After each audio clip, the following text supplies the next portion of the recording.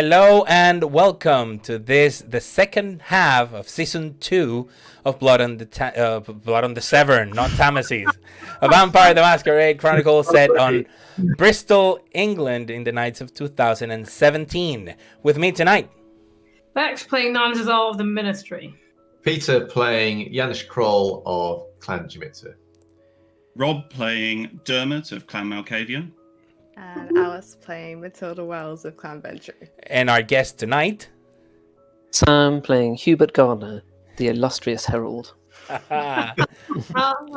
So thank you for joining us. As you can see, we have a new player. A warm welcome to Rob. Thanks for joining us in this chronicle. And Nice to be here. we're gonna start by refreshing a little bit your minds about what happened on the first half of the season. And even though there were many things that you should go and check out on our YouTube or on our podcast, the main important things are that after 5 years of the Coterie being together, this multi-faction Coterie in Lockleys, they have developed very strong relationships to one another. There was another murder in Bristol, one that after a little bit of investigating, the Coterie realized that had some links to the death of Jonathan Fowler back in 2012. In an effort to get things their way and having the possibility of the Coterie being the ones investigating these murders, the murder of the sire of Mitchell, one of Matilda's friends, Scott Roberts, the Coterie, have struck a deal with Teach, in where he puts in the good word. He makes sure that the Coterie is the one investigating this murder, for he made it abundantly clear, pulling some bones and making sure that the air quotes evidence pointed to a murder that went beyond the borders of the Anarchs. And it is at this point on their way to one of the meetings with the Coterie, Nangisel and Carl realize that there's someone following them. This someone is the person who had burned Carl 5 years prior with holy water. They capture this person, and in a fit of revenge and cold blood, Carl kills him. Not before interrogating him a little and knowing that there are others also looking for Carl. He's on the list of the Society of Leopold, a society that is responsible for the death of the family Janus had on his living days, that had assaulted his haven decades ago and had completely destroyed their cult. Matilda, in the meantime, realizes with a little bit of worry that not only her Coterie is embroiled in the middle of all of this, but that the Banu Hakim have associated with the Camarilla, and one of her friends, Audrey, is going with them. No longer an autarkies, Matilda has now to juggle the friendship of a Camarilla and the potential rift that this is going to cause for her and her friends. Annie, the refugee from London that the Coterie sheltered after the fall of the city, came back. And on a vision, she mentioned afterwards to Janus that she had seen Carl burned and that he needed to be taken to somewhere safe. That's how the Coterie found themselves in Janus's haven. The Society of Leopold seemed to know every nook and cranny of the place. And after a very bloody confrontation, one that saw Nangisel hunt and kill some of the members of the society, so one of them shooting Janus in the chest with dragon breath rounds, and Matilda going at them with a sickle. It was Carl who tortured them for information. Father Michael, a friend of Janus, was the person who had contacted them. They had very little information about who was a supernatural evil in the city. It's early days, but Janus knows that whenever the Society of Leopold gets on the trail of something, they do not relent. Teach did mention try and avoid any confrontation, for missing people just raise more suspicions. Regardless, the Coterie did what they had to do, and Carl decided to leave the city to protect the Coterie and other kindred of Bristol. Now, before we jump into the nights following the events of the assault on Janus's Haven, we're gonna go back in time to 2009, February. A short few months after the new accords have been signed by the new Prince of the Camarilla, Nathaniel, the new Master of Trade, Teach, and the new senior representative of the Anarchs, Roger Smith. And during this time, a new registry update is required.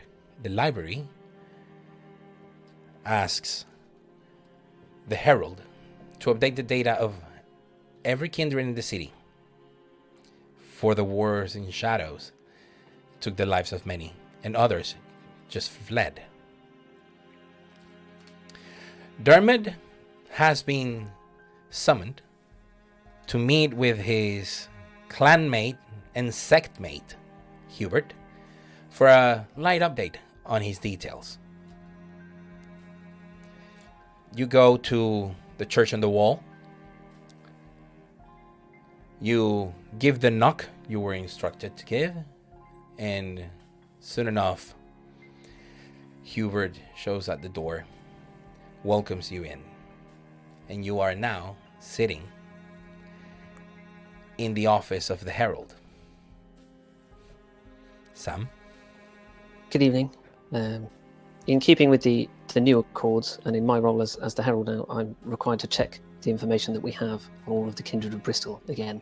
And so I'll ask you a series of questions. Do you understand that? Is that okay? You're doing this with everybody? Yes, everyone, yes. You sure? Quite, yeah. Okay. If you got questions, I'm fine to answer them. Your full name, please.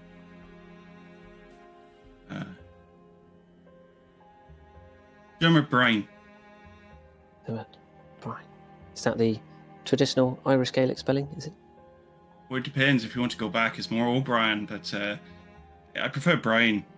Okay, no problem. Wait. Your sire's name, please. Edward Boyd. Edward Boyd.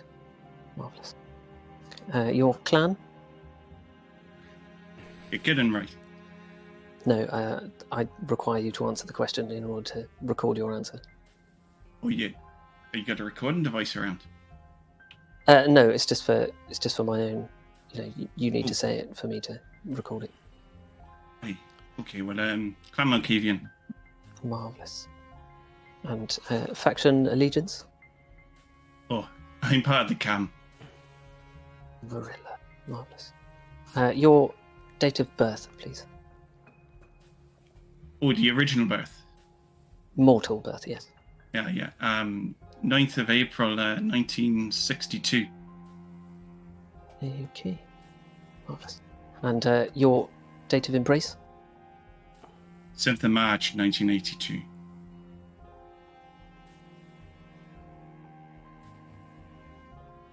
Your preferred means of contact? Well, you can come down the club if you want. Which club is that? Well, it depends. Wait a sec. How do you mean? If you want to get hold of me, or what? Yeah, so if we want to get hold of you, is it a phone number, an email address? Oh yeah, use my send phone. a That's messenger? much easier. Just send my phone. Yeah. Phone, right. Marvellous. Do you have any living mortal family? Yeah, I got one. Are they in Bristol? What do you mean? What do you mean by family? I mean, you know. Blood family, shall we say? Yeah, I got a family around. Okay. Are they in Bristol? Yeah, they're in Bristol. Okay. Right. Okay, I have 6 spoons on record for you at the moment. Does that seem correct to you? Yeah, roundabouts.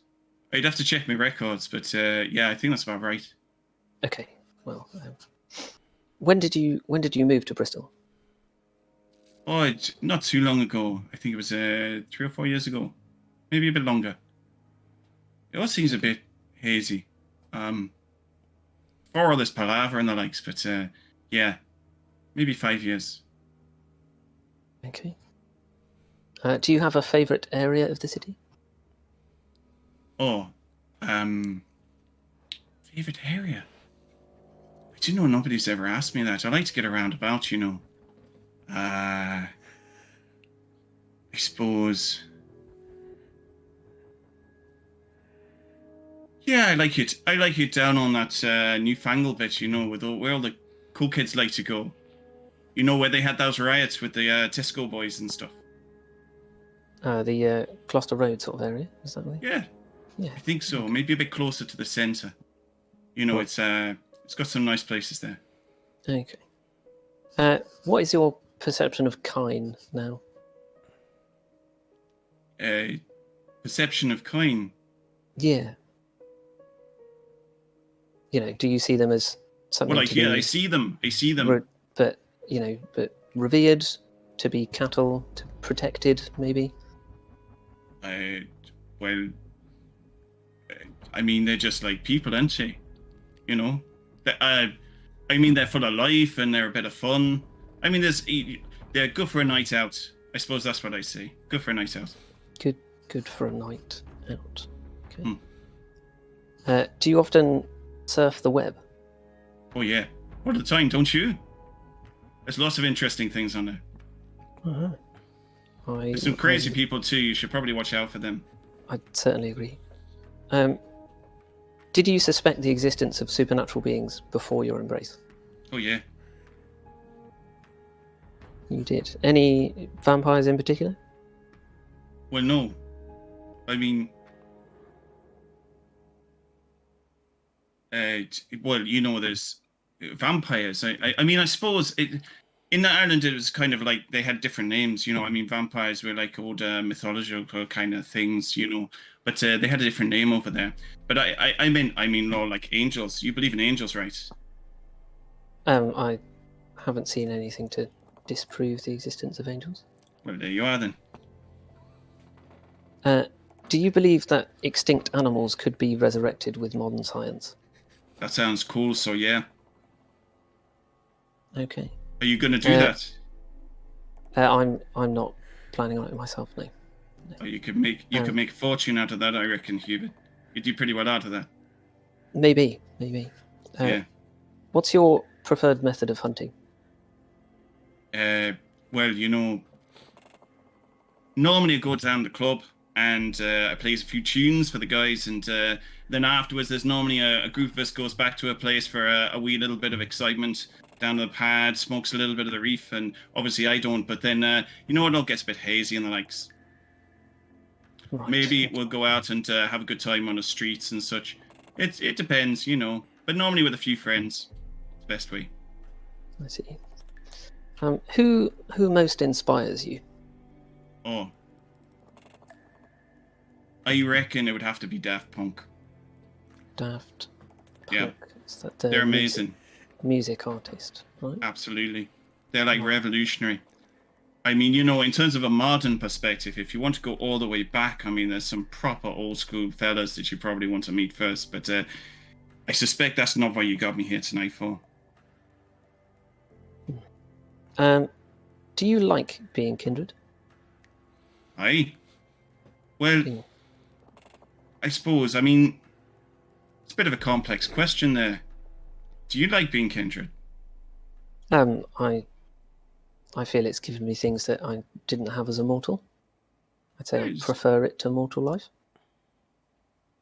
There's a lot to unpack there. You know, some, things. Maybe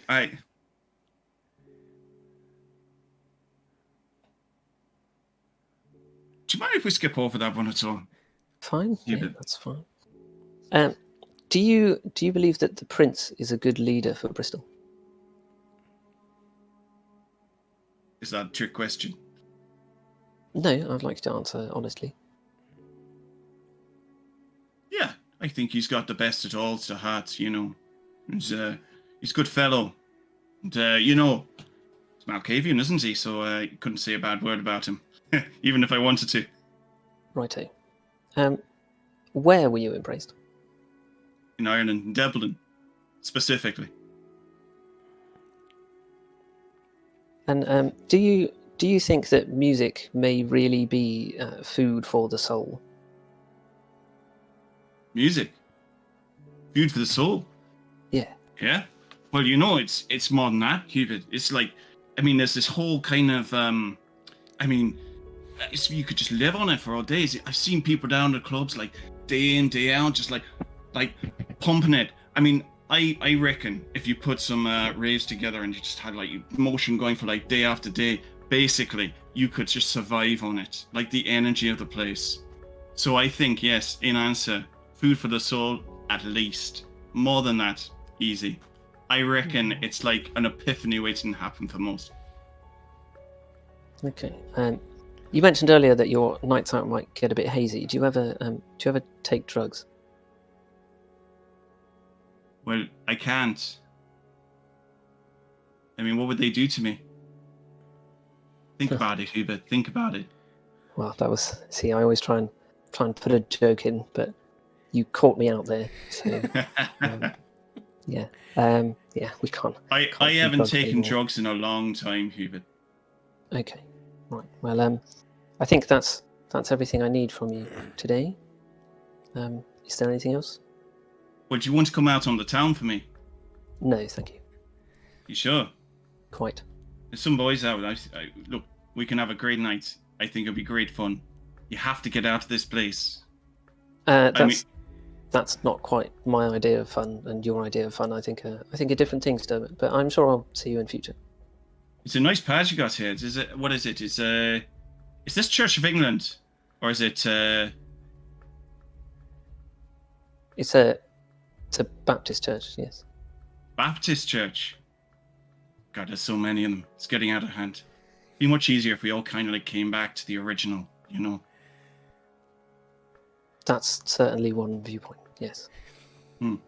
But I really am pushed for time, so you'll have to leave before my next appointment gets here, I'm afraid. You sure? I could hang around. This is fun. I do have other things to do this evening, so if you would please leave, that would be great. Well, you got my number, yeah? So if you want to come out later once you finish with the others, then we can have a bit of a bit of go on the town. Paint it red. I'll let you know, but my answer for the moment is no. Okay, I'll get you out one of these days, Hubert. Well, have a good evening. And you. Have fun with those others. And like that, the register for Dermot Bryan is updated into the library. So thank you very much, Sam, for reprising the role of Hubert again. For those of you, don't go anywhere. We'll do a quick change of scene. So thanks for coming, mate.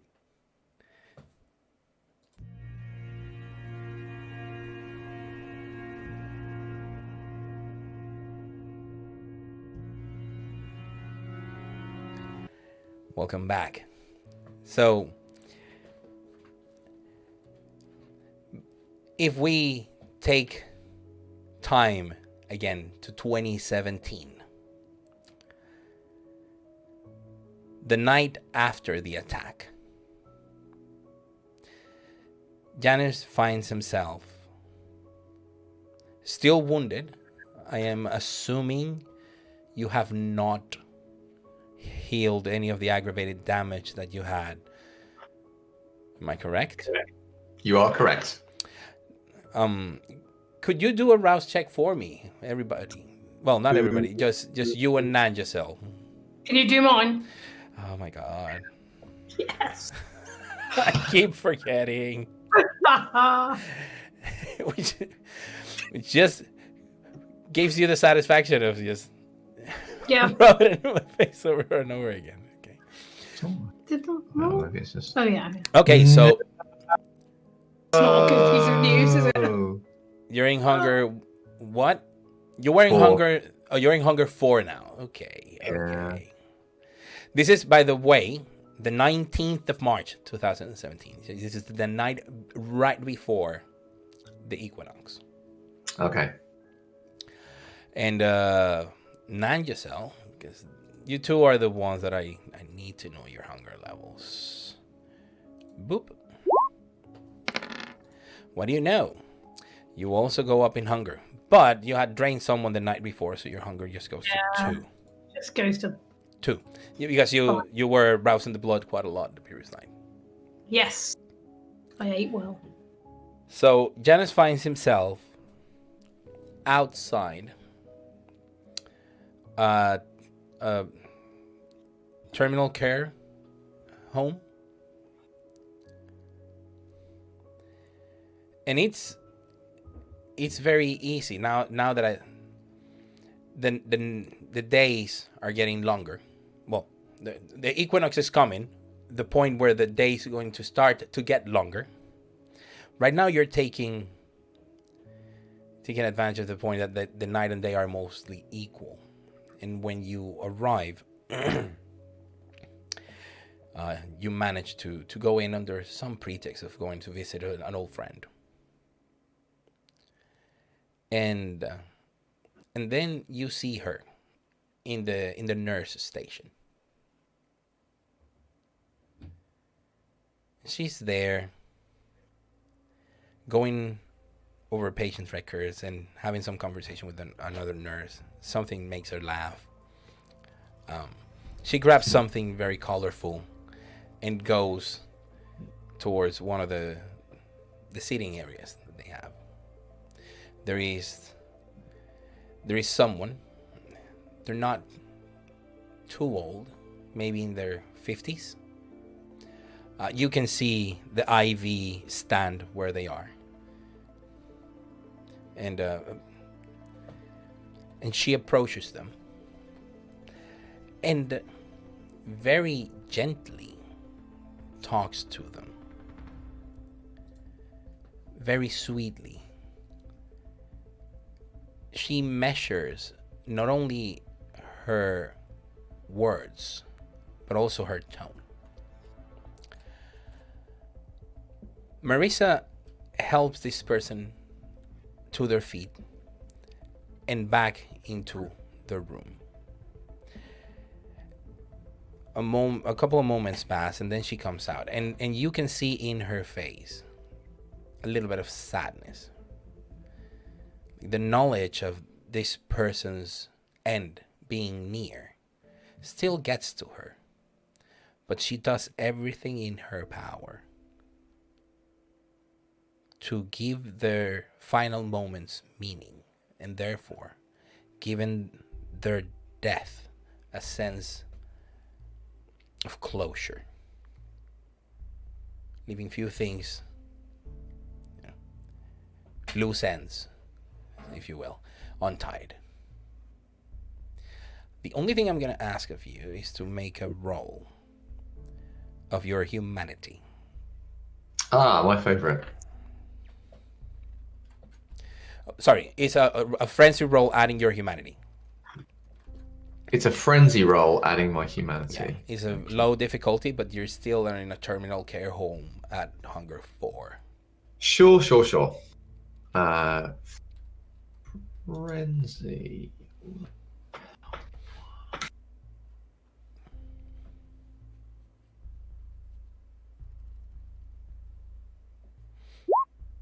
Oof. you. That's all you needed, but it's funny. That's all you got. Yeah, I mean that's, Yeah. that's a magical low level of luck right there. Given the immense amount of dice that you roll, it Yeah. is weird just to get the one success. I hope this is a prelude of a comedy of errors waiting to happen Yeah. later this episode. Being in the presence of Marisa and seeing her do her job makes you remember those things. Makes you remember that side of life and death that she so strongly makes you feel. For yes, she gives death meaning of sorts. But what you saw tonight is why. The why. There has to be something tied to it. And it is in the final moments of the patients she takes care of, that she cares for, that she helps them give meaning to their last days, so when they finally die, it is like closing a book and put it in a way where it belongs in the bookshelf, instead of leaving it forgotten, half open, with torn pages. You refresh your death must have meaning conviction and leave before people start wondering why this very pale old man is not one of the patients. Because I am assuming you're not browsing the blood. No, I don't think I am. I think I'm just gonna leave. Okay. Any preparations that you're doing, additional preparations that you're doing before the Equinox ritual? I mean, the only thing is, as boring as it might be, I might need to feed a little bit, because otherwise I will be unable to do the Equinox ritual, and that will be embarrassing. Mm-hmm. So, yeah. So I'm just looking for a sip, really. I don't need any more than that. Okay. Are you doing that with any of the members of the cult, or are you just giving it a normal hunt, given that you have tonight, the whole night, to do it? I think, given how Janusz is pretty convinced that he can handle this stuff, even if the dice say otherwise. So he will probably just do a hunt. Okay, I assume you go back. Where are you hunting? Oh, actually, no. Scratch that. He'll feed at with the cult, because he will believe that they'll be safe. He won't do anything to them. I think that's where his folly will be. Okay. But actually, yeah, I think he's not going to want to be risking being out and about, given everything that's happened. So. Okay, once you go back, yeah, Arthur's there. So, I mean, poor William is drained from the previous night. William. Also, he's still groggy, and Matilda messed with his mind a little bit, and then you're looking for people to erase memories as well. William had a rough time. Can you please make me a hunger frenzy check? Love to. The moment the blood of Arthur, one of your faithful, one that has been working side by side with William and thatching the roof and making sure that those leaks are gone. Yeah. You can feel how warm and rich and pious that blood is. Whoo! Good roll. You hold back the beast, for this is one of your flock. Yes. And they are a little groggy after it, but they have this lightness that comes to them after a feed. The night goes by. I will ask again Giselle and Janice to make rolls. Yeah. Rouse checks. I see you nodding, Bex. Don't have to tell me again that I have to roll for you. I mean, It's good. What is this, man? What is happening to you? This is not good. Well, at least Nigel remains at hunger too. Fine, Enzo passes It's up. because, as you'll discover, I'm favoured by Camarilla. Yeah. So the night of the equinox comes, but the celebration started at sunrise.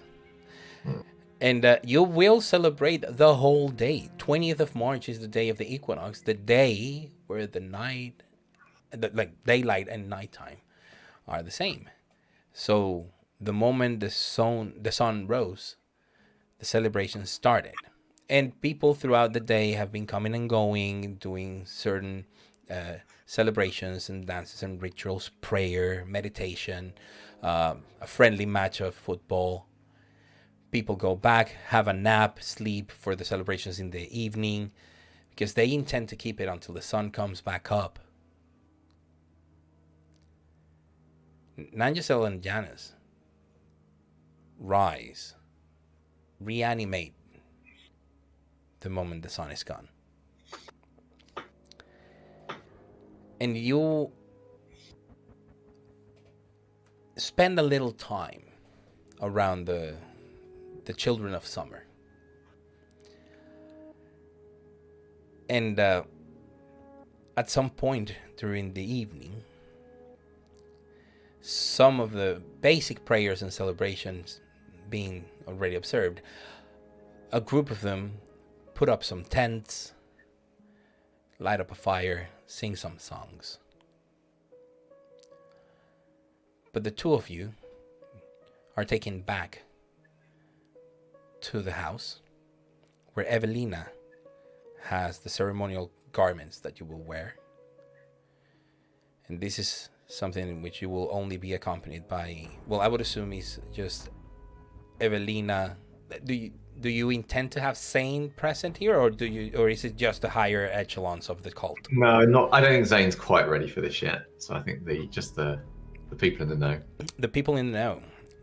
So it's basically Evelina, who is your second rite master. She's going to be assisting you with all the ritual part of it. And then your kennel master and your groundskeeper. Yeah. They take the bodies of the Society of Leopold with them. And you go further deeper into the big grounds that Janus's Haven has, where Nangisel and Janus are presenting into an area that has a circle with a shovel and the like. So, Peter? So Janusz will kind of, while the others are kind of setting the space and preparing it, he will say to Nangisel, "This is a very important night, Nangisel. Too true. Before we begin, you should know that these men and the order that they follow are butchers, and that their predecessors slaughtered my family. All of the ghosts and those that used to live in this house, those people that raised me from a young age to the time that I left as an old man, all of them were killed by this society, and that these men came to continue that work.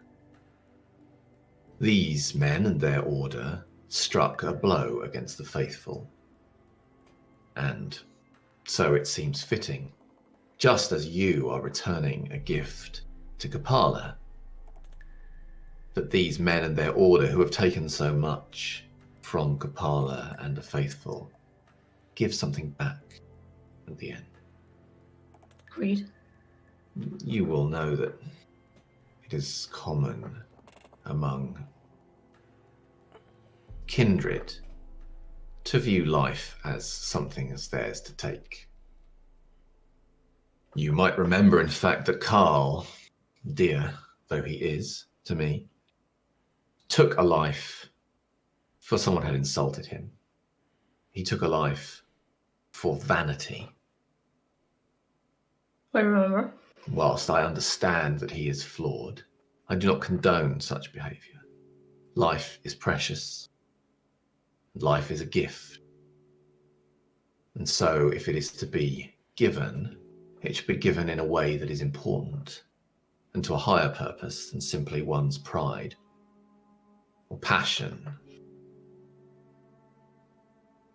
These men have a little of your blood inside them.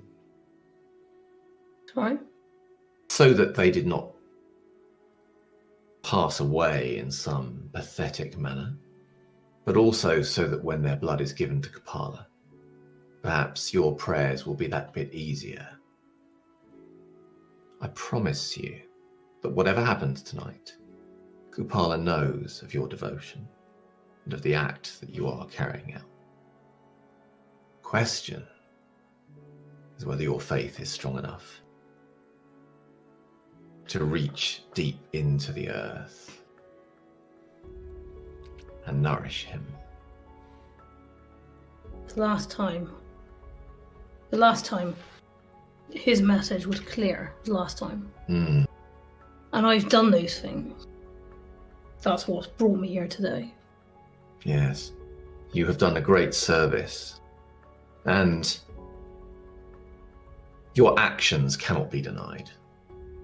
And you have come a long way since we first formed a coterie. No, Do I need to do what I did down Cornwall? I will make the first sacrifice. You will witness what I do. And then, when I have gone into the earth, you will come to the place where I have stood, into that circle you see. And there, you'll carry out your own prayer. And you will take your sacrifice into the earth with you, there to give his blood to Kapala. Then I do need to do what I did before. Because if it's the same place where you are, then I need time to dig. There are many ways to be accepted into the earth, Nanjazal. If you are ready, if your blood is ready, as you have been preparing yourself, then perhaps it will be easy. If it is not, he'll point at the shovel. Perhaps it will be difficult. But I'm confident that whatever path you take, you will find a way to do this. Now, is there anything you wish to ask? For once I begin, I will not be able to stop. Do I need to do anything while you're doing your part? Simply observe. See, as you did before with Kostroma, what you know to be right. This must be your path, not mine, to Kapala. Our pathways are different. Right. Then I don't think so. I'll watch what you do, then I'll do whatever seems the most right thing. I have faith that you will find a way, Nanjazal. We know it. Yes, I can see it. Good. Right. So he will take this, he'll go to the circle where I assume they've put one of the body. Yeah. And he will begin to perform a prayer and a ritual, which I imagine will be pretty incomprehensible to Nanjazal. Absolutely. But will involve him kind of turning in a circle himself and putting some of his own blood into the earth as he chants and prays. And then as that is coming to an end, he will gather up the body close to him in an embrace and stand holding it tightly as he brings the prayer to a close. And Carlos, I would like to use Mother Earth's womb, please. Okay, so you start your Koldunic ritual.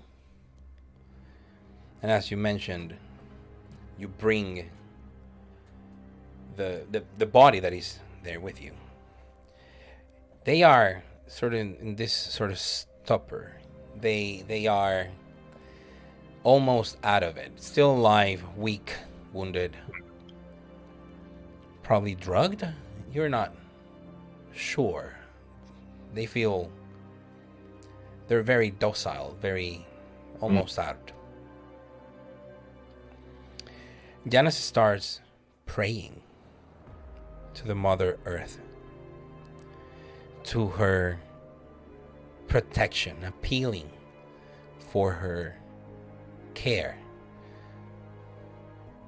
Evelina, who is also chanting, is petitioning the Mother to hold you in her bosom and to undo what the fire did. Nanjacel sees that it's at some point in this ritual, the earth around Janus seems to undulate slightly as if it were water. Very, very little, very softly, like a small ripple. And then you can see earth crawling up Janus's knees, for he's kneeling, holding this man to him. And then as the earth rises and starts enveloping him and this man, Janus's teeth sink into the neck before they are swallowed by the earth. Not only engulfed, but taken down. And the ground and the grass are as they were before they started.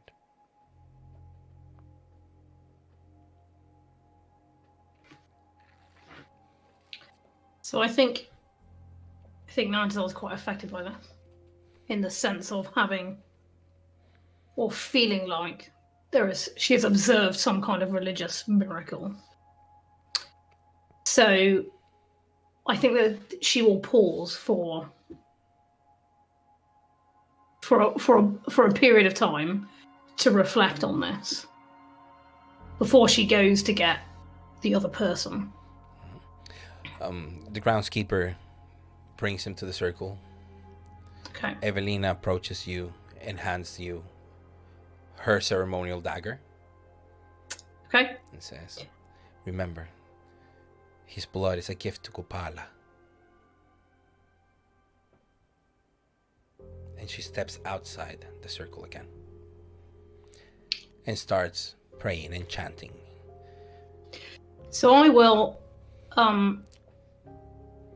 also, so I'll use the dagger to cut myself and offer my own blood to the earth. I'll specifically try to choose the spot where Janusz was kneeling. Yes. Doing this. But this is kind of, I suppose for Nanjadal, this is similar to the kind of experiences she went through before. I think that where this will be the same is that she'll have this practice of embracing this person as she's doing this. But where this will be different is that she will want to cover herself, or a large portion of herself, in her own blood. So there is for her a kind of a focus in that transitional state about liquids. Yep. Such that all of her concentration when she is praying is focused on making that shift from effectively a physically solid state into something different. Sorry, go on. So this is an attempt at like an earth meld. Yes. Type of thing. What about the the man of the Society of Leopold. So she will cut him. Okay. Her goal is for him not to be dead when this happens. But use Piercing. both of your bloods to cover Yes, your. exactly. Okay. Yeah. So, what I'm gonna ask you to do that I will do for you is a roll of Resolve plus Protein. Okay. This will have the normal rouse check you would require from Earth Meld. Yeah. So obviously I don't have Earth Meld. But you're trying to develop it with your blood and the XP's there and all of those things. So I will ask for a further rouse check. Are you doing a blood surge? Yeah. Which will make it into 3. I do all the things. All the rouse checks. All the rouse checks. Okay. You'll be So in your If it doesn't work, there's a shovel. fine. And that's a different kind of faith. yeah. So you add your rouse to it. Okay. Do you use willpower? Yep. Good.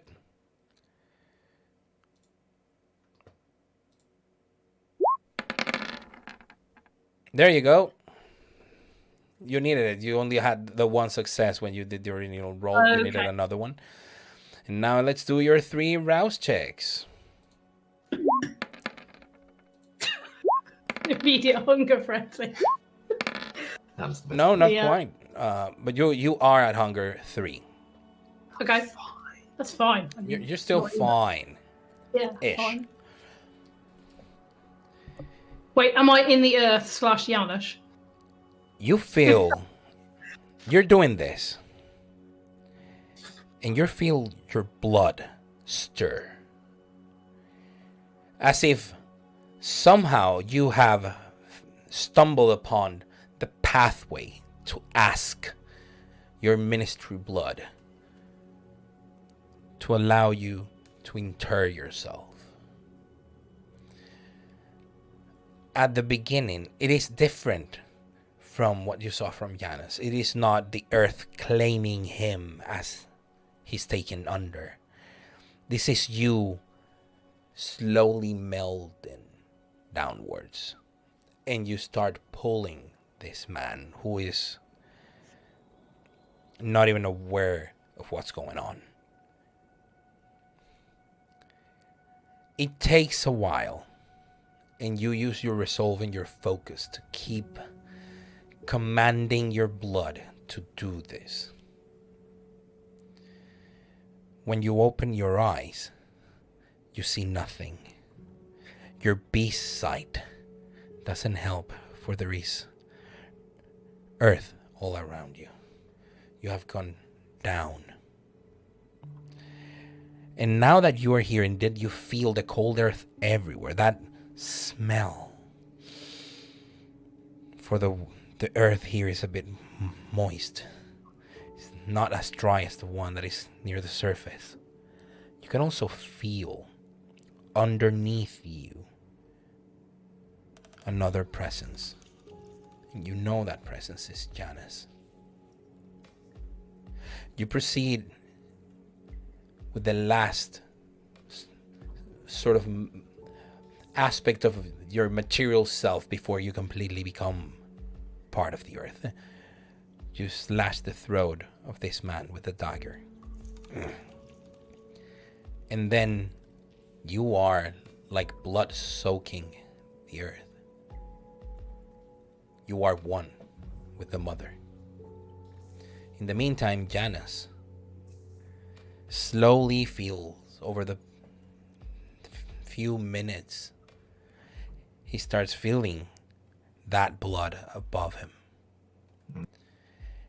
And he wills it to go down and bathe him and his sacrifice. Can you do your rouse checks for me for your Mother Earth's womb ritual? Yes, I can. Just as a question, I'm assuming I'm no longer very hungry. You are at 0 hunger. You have completely drained your victim. Yeah. There you go. Failed the first one. Very good. And then assumedly I'm going to make a number of additional rouse checks, right? No, it's you make those. It's not 1 plus. It's just the number. So in your case, it's 2. Am I correct? Well, I've got 4 points of ag damage. So yeah, but you're limited to your blood potency. Yes. So I can make one more, right? I've made 2 now. There's the ritual one and one more, which is a success, and then one more, which is a fail. So that puts me on hunger 2. Okay, but you heal 2 aggravated points of damage. Yeah. And for those of you who are wondering what is happening, this is our homebrewed Koldunic sorcery level 3 power, Mother Earth's womb, that was created as an alternative power for blood sorcery, which is not a Shemitzi discipline, but Kolduns practice it. So it allows you to go into the earth and heal those wounds. Of course, it has a price, and it's in blood. Those 2 aggravated points of damage transform into 2 superficial points of damage without you having to do multiple rouse checks over the course of multiple evenings. Now, Janus can go back up, and in doing so, Nangisel will feel him rising. Next to her, through her. Sorry? Yes, he's passing through me. Yeah, exactly. But it feels as he's passing next to you and through you, and because you're now not a defined entity. And you stop feeling him in the ground, and now you can feel him above ground. What do you do? So I think that I will try to get back up, or to move back up. I will, because I don't have an understanding of what's really happened. Like, you know, so I don't know. Yeah, so I don't. I think she obviously needs to kind of pull herself back together, so to speak. But is it so? In whatever sense of an idea that she has about that, then she will focus on trying to do it. Okay. I'm gonna make a simple resolve plus protein roll. Sure. To see how long it takes. Not if you're successful or not. Just to have an idea of how long is Janus gonna have to wait for you to come up and resurface. Or maybe he doesn't wait. Ooh. Okay, so far you have 3 successes. You could do a willpower reroll for 2 dice if you wanted to. If you wanted to expedite it. Yeah, no, I think that makes sense. I will have to warn you that you already have 110 in your hunger dice, so there is a slight chance of a messy critical. Okay, just. I mean, it's worth spending willpower for things that the character's committed to doing, and this is one of those. Yeah.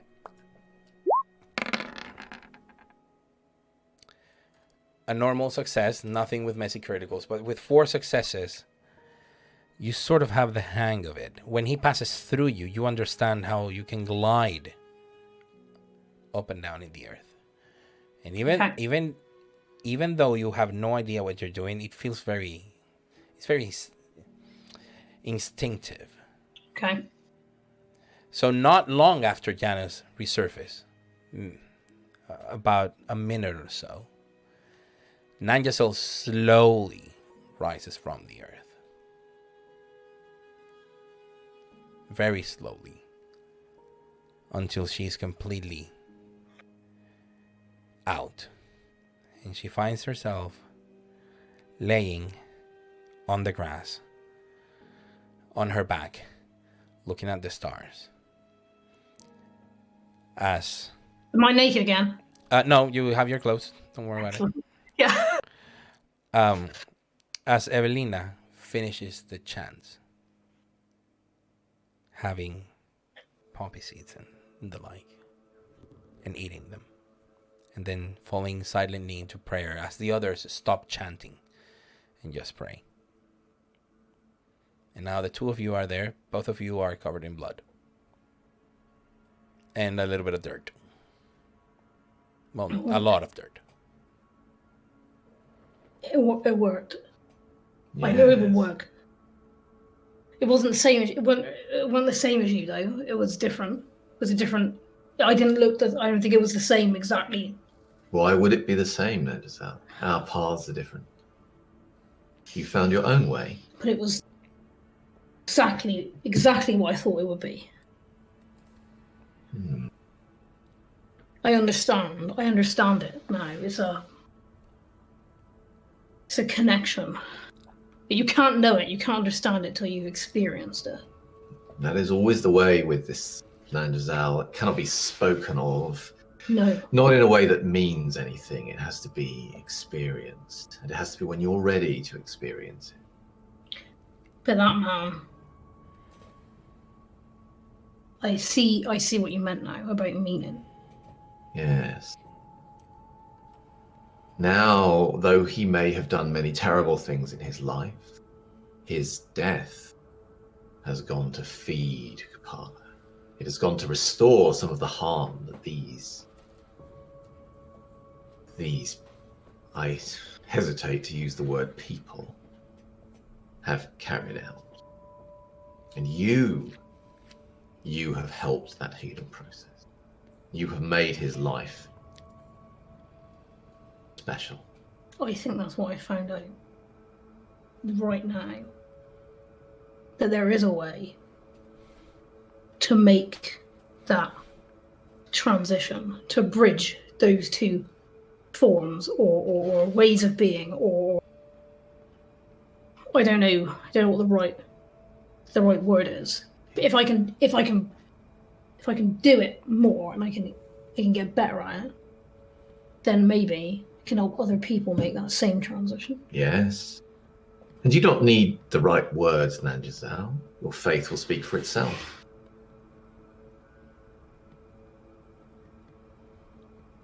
I can't believe how relieved I am. I just... God. I don't know what I would have done if he hadn't listened. I told you, Giselle. He is already very aware of you. Evelina approaches and says, I know you, Nanj. You would have dug. Of course I would. That's why I wanted the shovel net. And he would have known that there was no stopping you. Yeah. That your intent was true. And she puts a poppy seed and a blackberry in your hand. And then closes your hand until they're squeezed. And then when they're open, she grabs them again and paints a small marking on your right brow. Okay. I'll say, You're a chosen of Kupala. Yeah. You have pleased him. Yeah.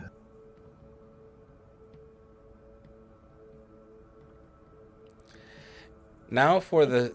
Oh, sorry, go on. Sorry. I didn't know if there was any more roleplay there. Sorry, that was my fault because I was thinking. I will say, I could know where you was in the same earth. Yeah. Like when we passed through each other or by each other. I don't know exactly because I couldn't feel all myself in the same way. But you were aware of me. Right. That's how come I know to get back out. Yes, I understand that, Giselle. Right. This makes complete sense to me. It is very promising indeed. Right. Truly you are chosen. And now we jump into the favorite part of chat and our audience. Staintown. So, I mean, you murdered innocent 3 people in 2 nights. I mean, So people at home won't know the long debate I had with Carlos about the nature of innocence over the last couple of weeks. But also, is the Chronicle tenets and convictions the ones that assign the stains, not Perun or Kupala or any of the gods? I'm sorry if Janus disagrees. yeah, come on. So, do you have means of shielding stains? So, for the direct murder of someone like that, Yes. it is 2 stains, and an additional 1 for letting the other person, like for indirectly murdering or not stopping the murder of the other person, because that's also how they work. When you uphold a conviction or a Chronicle tenant, when you see someone breaking it and do nothing to avoid it, might stain you a little bit. Well, I have convictions that I can levy against it. I have 3. I maybe do. So let's go with Nanjasel. What convictions do you have to? Well, I've got a conviction which is my word is my bond. Mm-hmm. I gave my word that I would do this. So I done it. Okay. Yeah. So and it is not like you gave your word in passing. This is something that is important and meaningful. So okay. So that's 1 out of the 3. You still have 2 stains. Then this is more of a blag.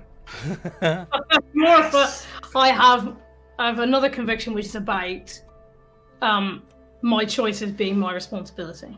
So there is a point here which is about, I guess it's more of a point that actually I don't think that she feels bad about it.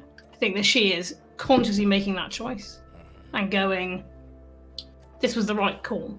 Because also I've had a religious experience, so you know. Okay. Win. So that is an interesting one, because the remorse check is to see if you feel remorse. So if you are completely convinced that this is your choice, your responsibility.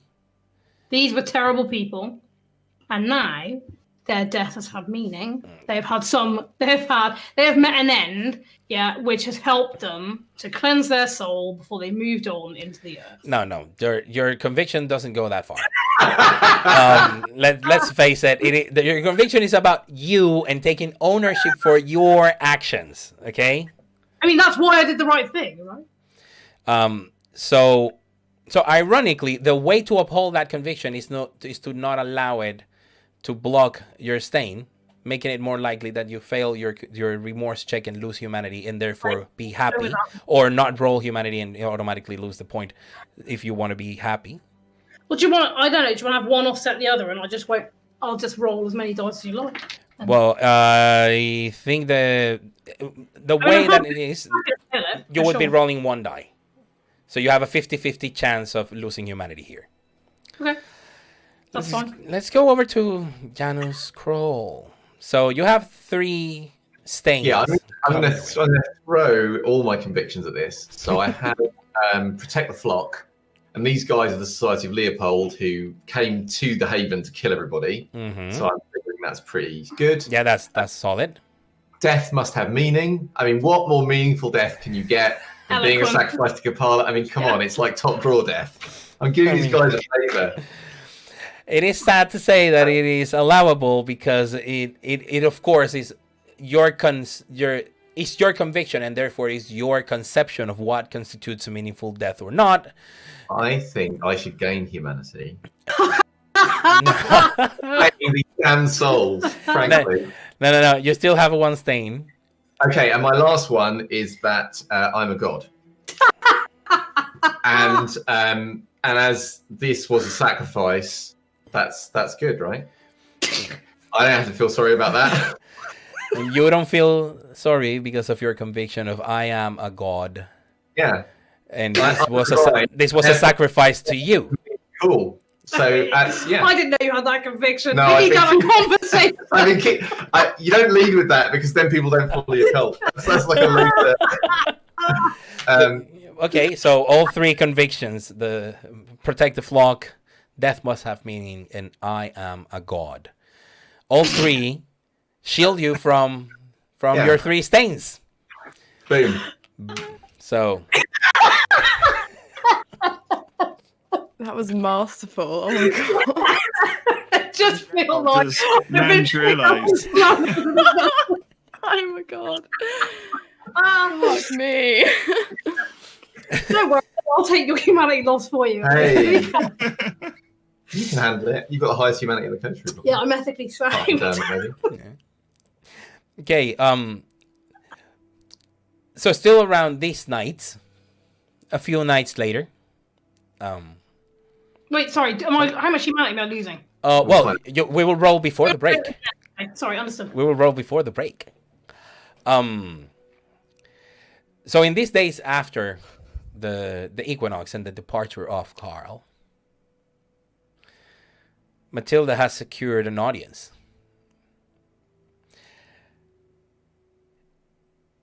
She goes to Ashton Court. And then a ghoul shows over, the gate, opens it for you, walks all the way to, inside. The place is being maintained, and you see him there. He's overseeing what's going on. And then the ghoul announces your presence. Matilda Wells, to see you, sire.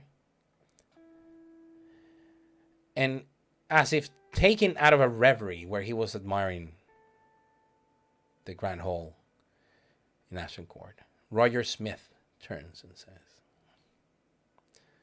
Matilda, lovely to have you this evening. I'll put my hand out to shake his. Just say, it's very nice to see you as well. Thank you for seeing me. He approaches you, he gives you a good handshake and says, I hear you're ready to start your campaign for representative. I am. I wish you all the luck. Thank you. Do you But have please. any advice? Plenty, but I wouldn't want to bore you just now. Wouldn't bore me at all. Excellent. Perhaps we can discuss it after you have said what you came here to say. But please, join me. Sit down. Right. Take a seat. Carls, it's my understanding, I don't know if Roger already knows about the thing being on Artakas territory, but it's part of the agreement with Teach. Yes, that I mean tell him. what he knows is that he's been told that it seems that the body was found in Artakas territory. Okay, cool, grand. All right, I'll sit down wherever he's gesturing then. Yeah, a couple of small two-seaters. Okay. 18th century stuff. Very beautiful, very comfortable. I mean, considering that they're very old. Yeah. All right, sit down and say, it's about the body of Scott Roberts. I've heard the rumors. Yes, I was there. I found it, and just to let you know, it was awful. And it also wasn't on our turf.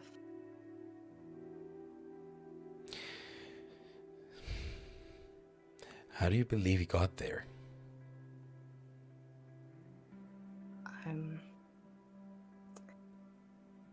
He wasn't killed there.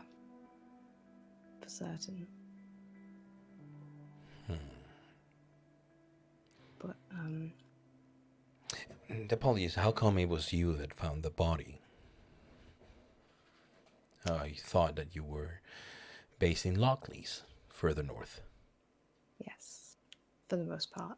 But, Mitchell, Mitchell. And he sort of pauses for a second and says, yes, Scott's child, Bruya. Yes. The body was found.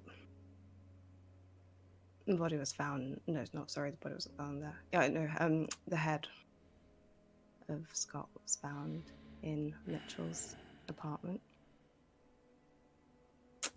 and therefore, as a friend and as someone who lives in that area, I wanted to follow it up as much as I could.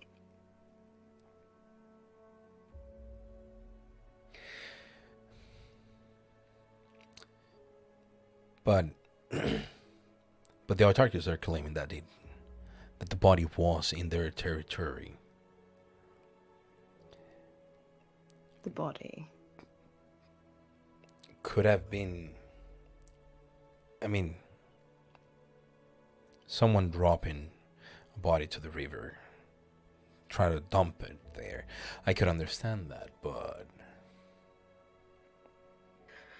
wasn't there anything you could have done to avoid them seeing it there? at that point it was more about avoiding Kine seeing it than it was about maybe moving it to an area that was advantageous to us. I thought the Masquerade breach took precedent in that moment. He nods. Perhaps I was wrong, but he nods approvingly. You were not wrong. We must take care of ourselves right now. can I ask, what do you think happened? Who do you think was responsible? I wouldn't know. Sometimes these things happen a bit too fast. Scott was visiting for a year or two. So I find it difficult to wrap around my head the fact that someone could have come from outside and taken his life. That probably could explain why the body was so clumsily dumped in the territory of another faction. For no one would be that stupid. Alternatively, it's an old enemy, and they wanted to make a big fuss out of that. But An old enemy that had the same problem with Scott as they had with Gareth. and he tries to remember, like, Gareth.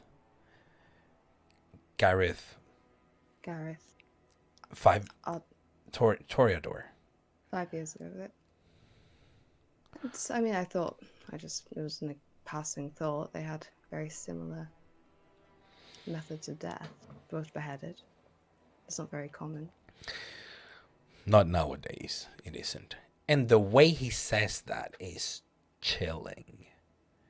For he beheaded William Griggs, Camarilla Prince. You know all about that. With his hands, so. Cool.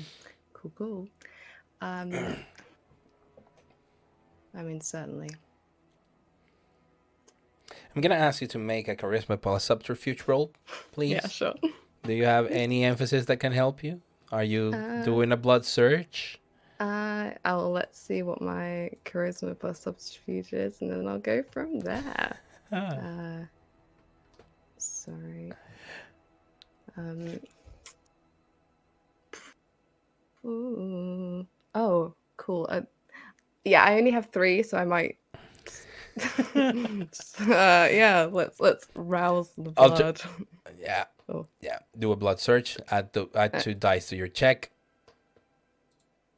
So just charisma and then add +2. Right? No, click on subterfuge, add charisma. Don't worry, the sheet will do the whole calculation for it. Okay, grand. And your modifiers? The modifiers is the 2 dice you're getting from your blood. Okay, lovely. From your thingy. Oh, okay. 4. 4 successes, and the only die that didn't come up as a success was one of your hunger dice, so there's no possibility of a reroll, a willpower reroll. Okay, that's fine. Just Yes, to then look at him, just not waver.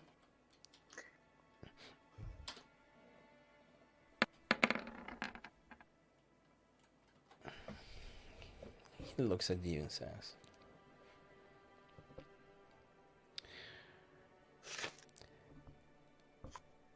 Why am I hearing of this from the autarkies then? I mean, I know you have come tonight to put things right, but I would have come sooner. We had some issues in our haven. Well, not in our haven. In Lockley's, we had an attack. And at this, he, from whatever is half distracting him, he does away with that and gives you his full attention. And you can see his eyes, and they are piercing through you. An attack, you say? Who attacked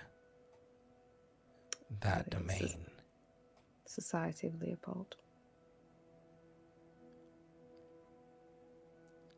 I could remember Janusz. It was his house. We took care of it. They're not a problem anymore for the meantime, but... Who else knows of this? We do. A Camarilla Malkavian was there as well. And it was Annie. And he's trying to see if he can pinpoint her.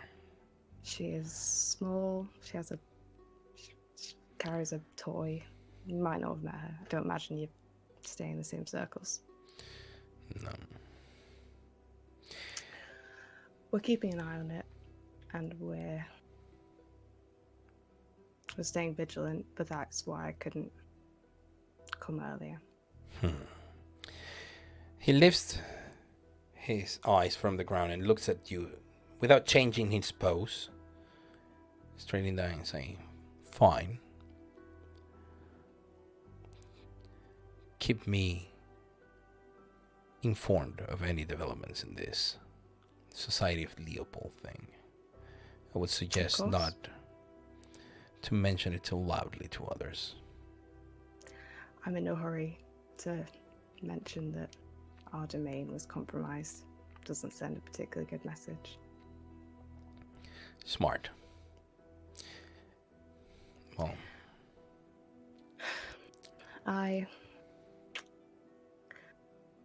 about that advice, campaign advice. You've been in power for a while. Think you could give me any? Yes. I would suggest following our way, our faction's way. You see, Matilda, people from the anarchy, we do not see kindly on those who lie to us. Those who stand something to gain at the expense of their own faction. There are consequences to those actions, you know. But since everybody, and his demeanor changes and it becomes soft, everybody can feel that. And if they can feel you working for them and being honest and true to them, there's nothing you cannot do. It sounds like you are against stern competition from Felicity.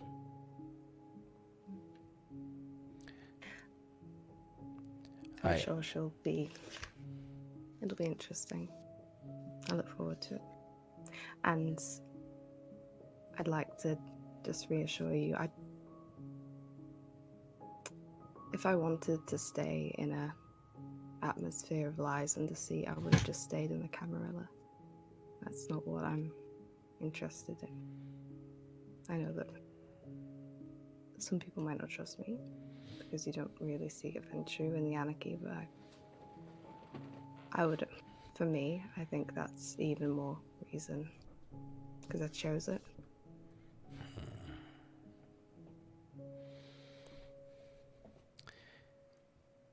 That might be your salvation and your doom in this coming election. Some people still don't like ties to the Camarilla. That's fine. But Sure, you making your own way. So you can understand I cannot support any other representatives, especially when your competition is from my clan. Understood. Because the rest of our sect does not see kindly on clan interactions, but I am from an older time where those ties had meaning. And they have been superseded to the loyalty to that we have to one another. And he stands up. Yeah. Stand up as well. Loyalty that you will have from me, no matter what. And he stands his hands to shake. I'll shake it, and I'll just say, you won't regret it. I'm sure I won't. And he holds the handshake just a second longer as you are lost in his eyes. He says, "Lovely seeing you tonight, Matilda. Thank you for having me. Have a lovely evening." I will turn and leave. And to just take a really fucking deep, as soon as I'm out of the building, and then get in my car. Somewhere else, not far, just on the other side of the bridge, in the observatory, Dermot finds himself being received by Frederick Woodmore, Primogen of the Toreador.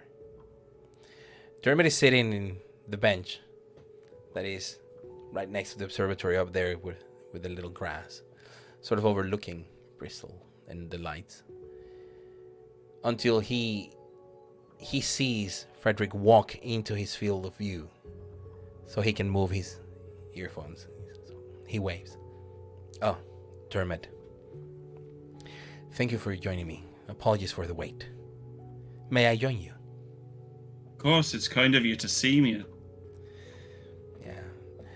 Nice view you got up here. It is, isn't it? It's a lovely view.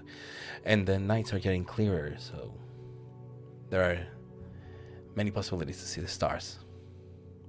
A bit of a stargazer, are you? It's always been a passion of mine.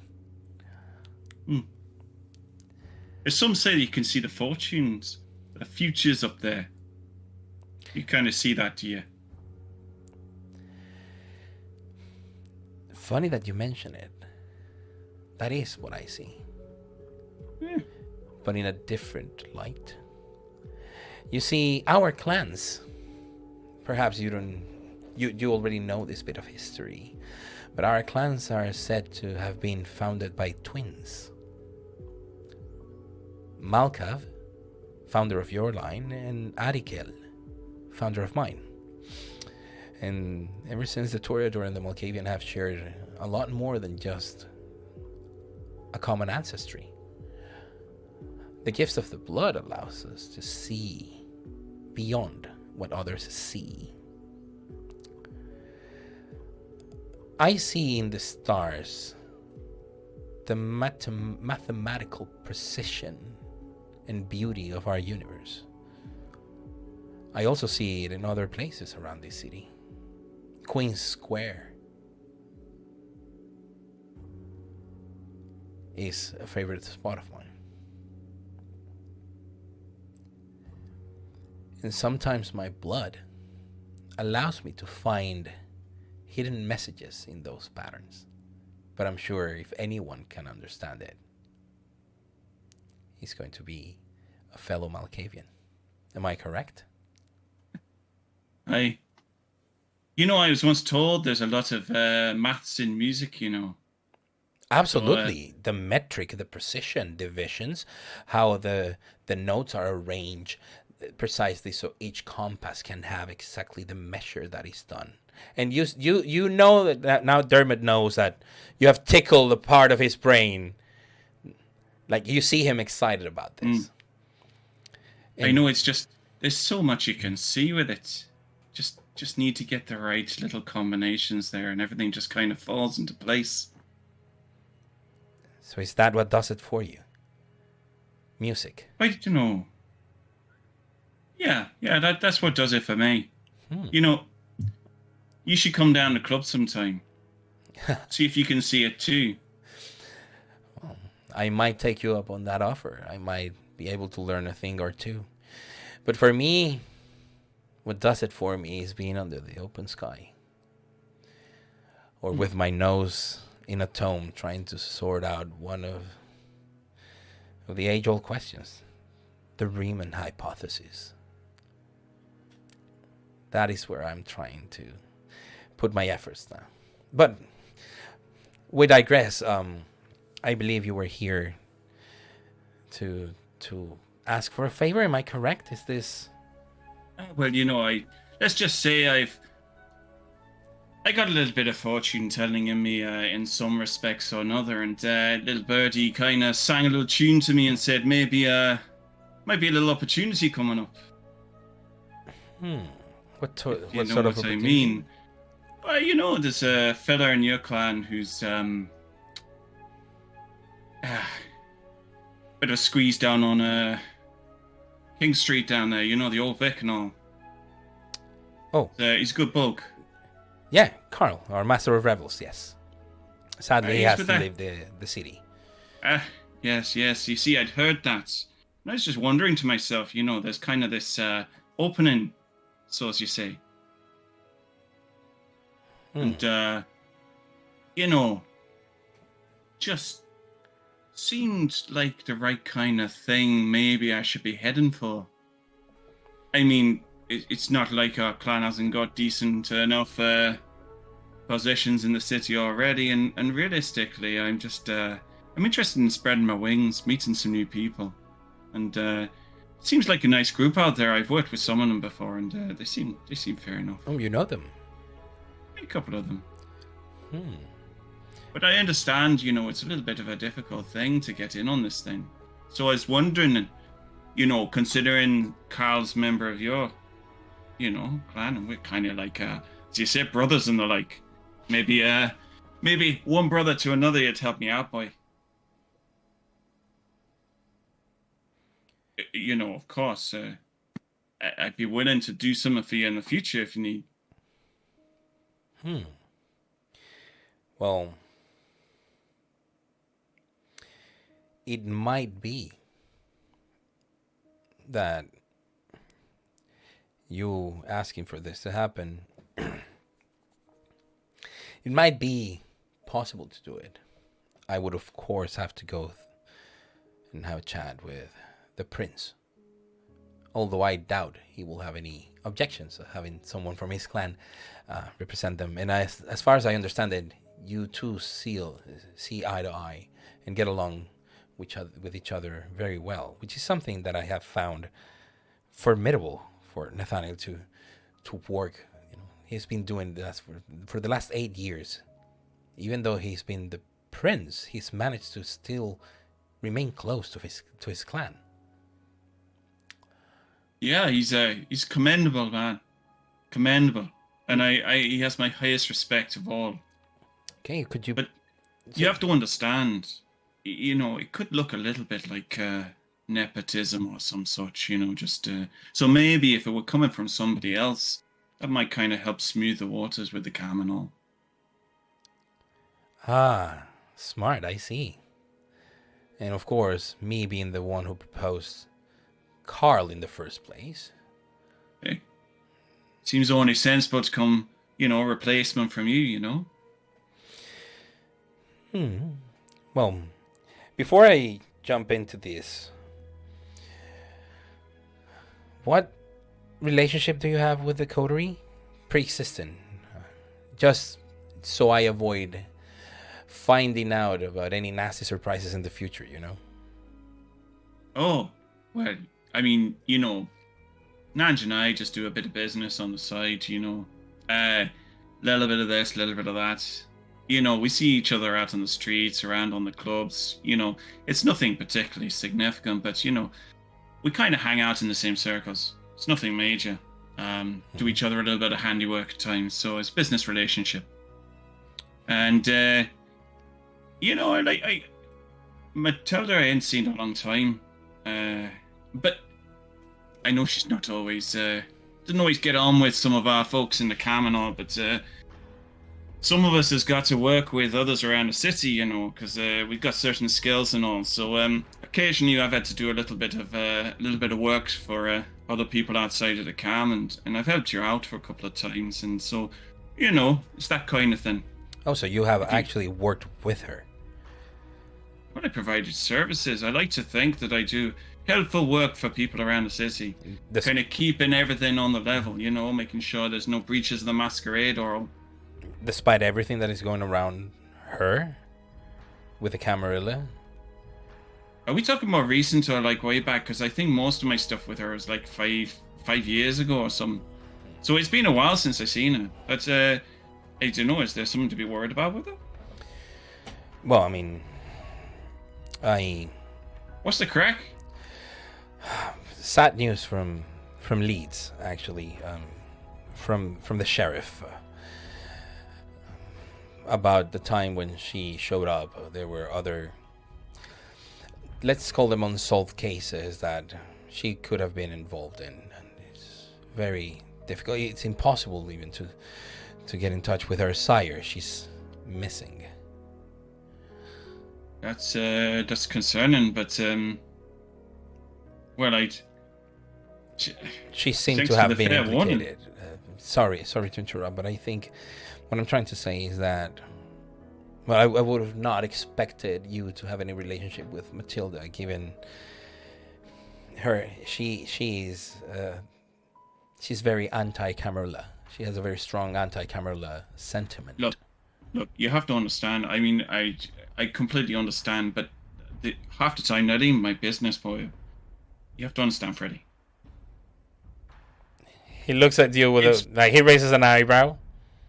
It's more important that people don't get noticed, obviously, that they don't notice that there's us folks running around. So, I just kind of put some documents and stuff together for people when they need it, just to make sure.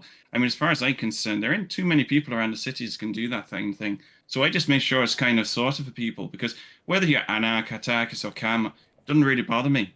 I mean, if you got a bit of dash or a bit of, depressed and all, then I'll quite happily sort you out, because it's in the benefit of all of us. And that was kind of the philosophy I was working on.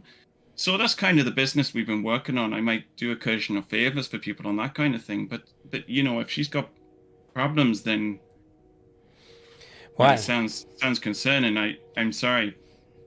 But, I mean, if there is such a thing, I mean, did Carl mention she, dangerous or something? Carl always saw the best in people. He actually said that she was delightful and lovely and the most reasonable member of the Coterie, but I think she knew how to play him.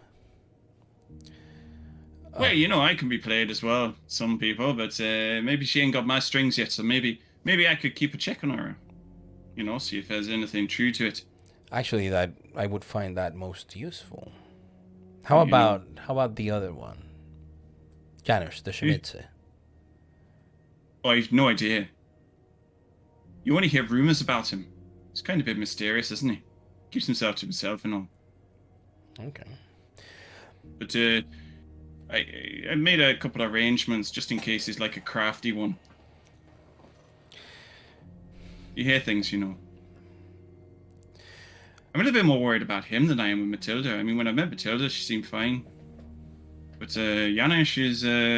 I mean, have you heard he doesn't even like technology, he doesn't even have like a phone or something. When I was trying to get a hold of some people, They said it's a bit weird. I mean, it's just chatting like the crack around the place and just came out. It's like you can't trust somebody who didn't like a mobile phone or a computer or stuff like just come out. I mean, it's all kind of back in the old days kind of thing. It's all a bit weird.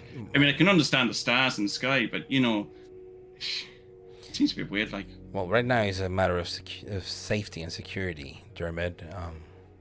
I am aware that you have been allowed some electronic means by the prince, but I'm hoping that you are being very careful with them. But yes, no, actually, you make a good point. You make a good point. Probably it's best to keep away from him because he might just do the wrong thing entirely. I mean, you know, it's like giving your iPad to a baby or some bad idea. A what? An iPad. Never mind. If we do this, yeah, I will ask a major boon out of you, but I will make it worth your while. You'll keep tabs on Matilda and her disrupted meddling into the politics of the Camarilla. Mm-hmm. And in order for me to give you a little bit of a foothold, you see, Carl held the boon over Janusz. I see. He transferred that to me. Yeah. We will talk to Hubert, and we will put that boon under your name. Seems like a wise thing to have, just in case, you know, he's a little, to say. If you have a little bit of leverage right out the gates, you might be better off. That's why I'm asking for a major boon for this, because I'm losing a minor. I fully understand, and I appreciate you trusting me. Well, Nathaniel in the Primogen Council, in the last Primogen Council, was very obsequious of the Malkavian Primogen. Yeah. Both of them felt really happy, for they had this certainty that from the way things were going, the Malkavian clan was more united than ever. I do not know that part of the blood and how it acts on you, but I'm no fool. I will never doubt the words of a prophet. Whether I believe them or not, it's another thing, but I do not doubt the visions themselves. Great, yeah. We will talk internally to register our boon, so no one outside our faction knows that this is happening, and I will make the arrangements to transfer the boon over Janusz Scroll. I appreciate so. And he stands up and offers you his hand. Stand up enough, am I? He says, would you like a tour of the place? I was hoping you'd say that. Excellent. I didn't want to come up here and just kind of just do a bit of business. It's nice to talk the air and the breeze for a time, you know, get the crack on everything. But yeah, hey, come on, let's go. You start walking. You have a lovely time seeing the observatory, the surrounding area, going into the cave. And when you go to the cave, you imagine how music, and it doesn't need to be loud, but speakers in the right places will make some reverb that can bring a new dimension. You mentioned this, he's hesitant, and he'll discuss it at a further opportunity with you. I think certainly once we get past some of the business, Dermot will certainly stop restraining himself from talking quite as much about the music and hopefully get into a proper discussion with him about some of the stuff. Yes. But yeah. And that is the last that we will have from the first half of 2017. Now, before we go on a break, there's a roll that needs to happen that I will do for Nan Giselle to see how she feels about Feel immensely dedicated to the community. what she did.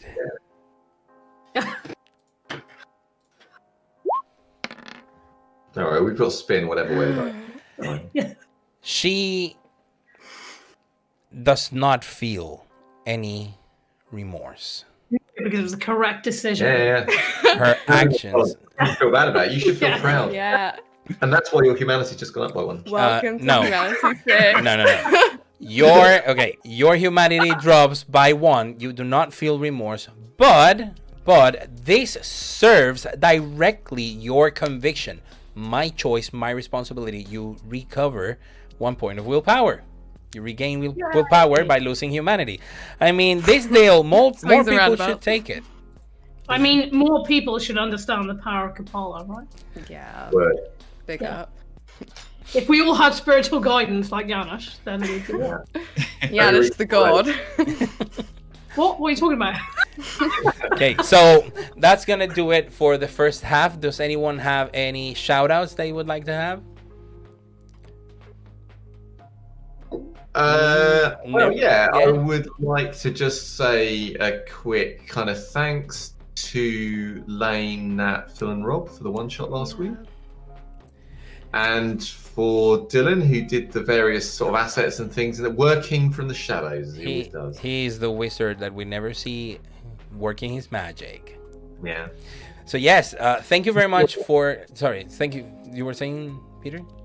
No, I was done. So thank you, Lane and Rob and Nat and Phil for last week's this Halcyon Nights, and that this opens the possibility of us doing further guest ST spots for one shots and the like. We're coming up with a procedure on how to go about this. Also, massive welcome to Rob for joining us into the Chronicle. Nice to be here. Thank you all. Dermot. Apologies that your artwork is not in the overlay just yet. We have a sketch with the artwork and it's amazing, but it's kind of very bright and it's distracting. So we didn't want to distract you from the screen. I was trying to match it today. Yes, surely. And when people see the artwork, they will get to know Dermot a little bit more. Right now is 8:45. We will be back after a break in 15 minutes at 9 p.m. for the second half of this 6th episode of Season 2 of Blood on the Severn. See you in 15. Bye. Bye.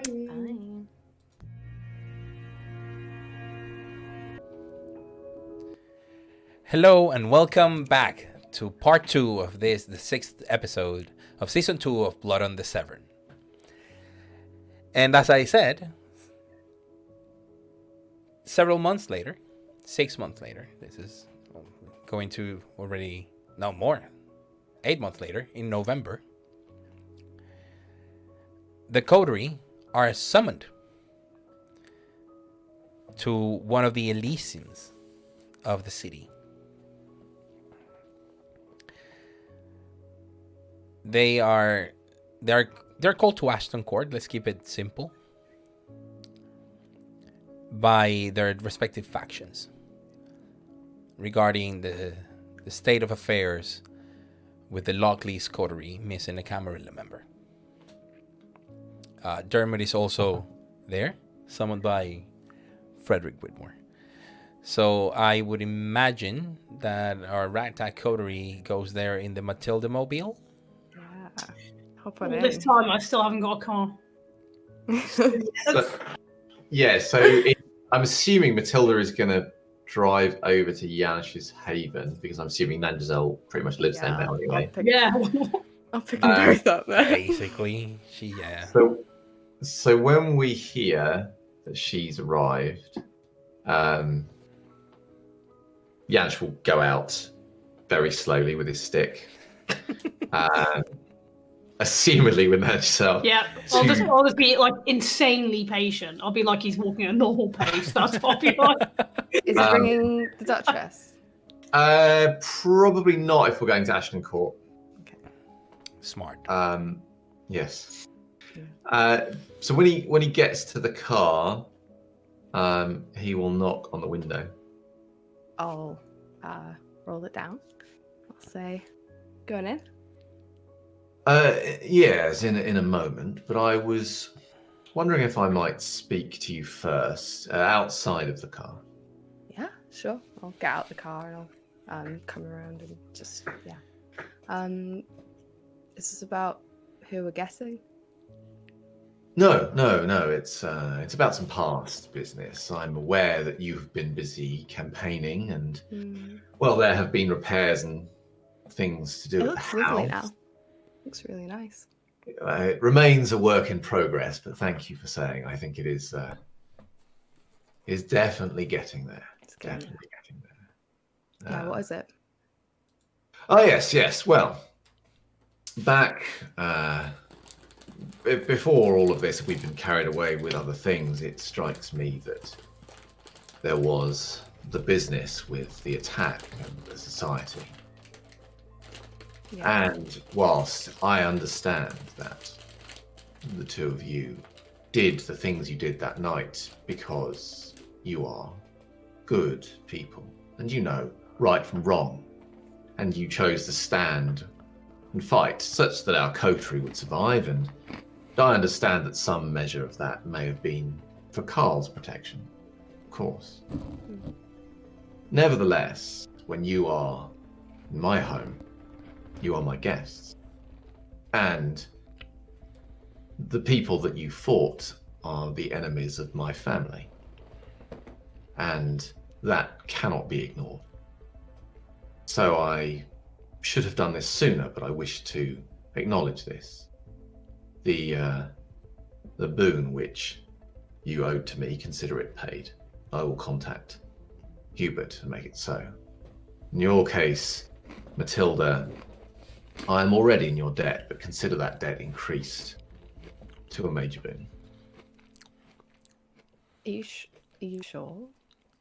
These people are the people that murdered those that raised me.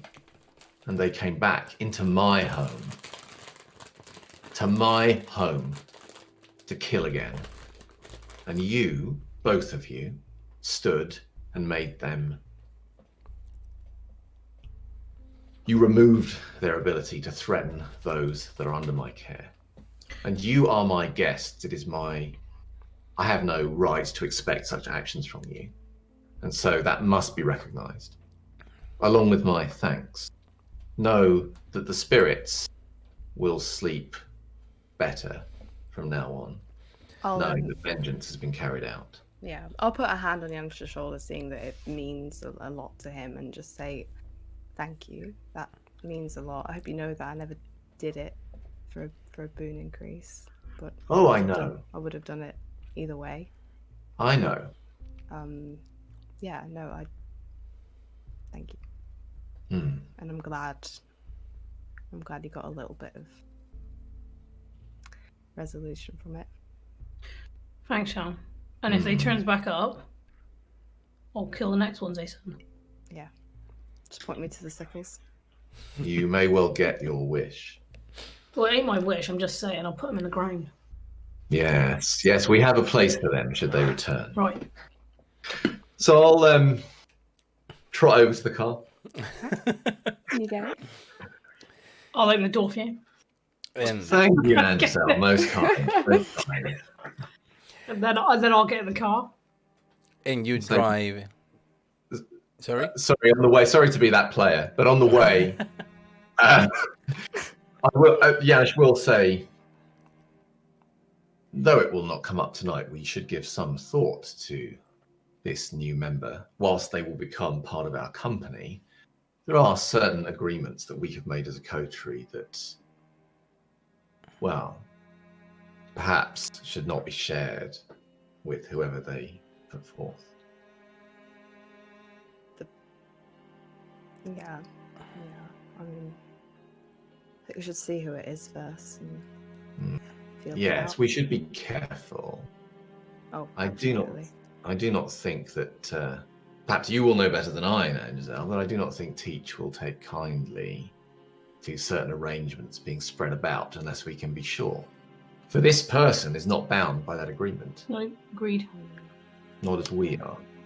But, I mean, there's a chance that Teach might come and see us because he'll know that there's someone else joining, and he might just come and have a chat and say, "You're not to think that's tell what I them," do. or you can tell them if you promise that. I reckon he'll be around to see that we haven't told no one anything about what happened. Well, should he come to visit, we could best be in a position to tell him exactly what he wants to hear. Right. Right. Who do you think it'll be? So, hopefully, there'll be some other oracle. Yeah. Yes. So that'd be useful, wouldn't it? Perhaps they will send Annie. She is a neonate Not new Annie. who You needs can't a trust place. her farther you can throw her, can you? Yeah, I don't. Well, Maybe not Annie. we can. Besides, you can't creep around with that bloody shark. Yes, she will have to leave the heart. Toy shop plushies are notoriously, loud and Yeah. encumbered. Just saying. Yes. Don't fit through holes the size of her. That the distasteful things she carries, well, she will have to discard them, of course. But her wisdom, that is still to be valued. When the Coterie... Oh, sorry, I thought... Right, no, it's right, go on. Yeah, when the Coterie arrives to Ashton Court, they are greeted by people of their factions. So, Reuben is there. He smiles. Very I do not smile back. slimely to Nanjasel. Ah, Nanjasel. Right, Reuben? How's your boat? It's very well. Thank you for asking. She's Well, you know me. sturdy lady. Teach asked me to be here for the proceedings.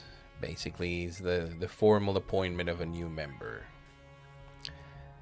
So I'll be here in his stead. Noteworthy thing, Carlos, Mm-hmm. which I think is relevant to this interaction, Mm-hmm. is that I will have on my head a tattoo of the symbol that Evelina gave me. Oh, over your left brow. Yeah. Oh, a new tattoo. Right?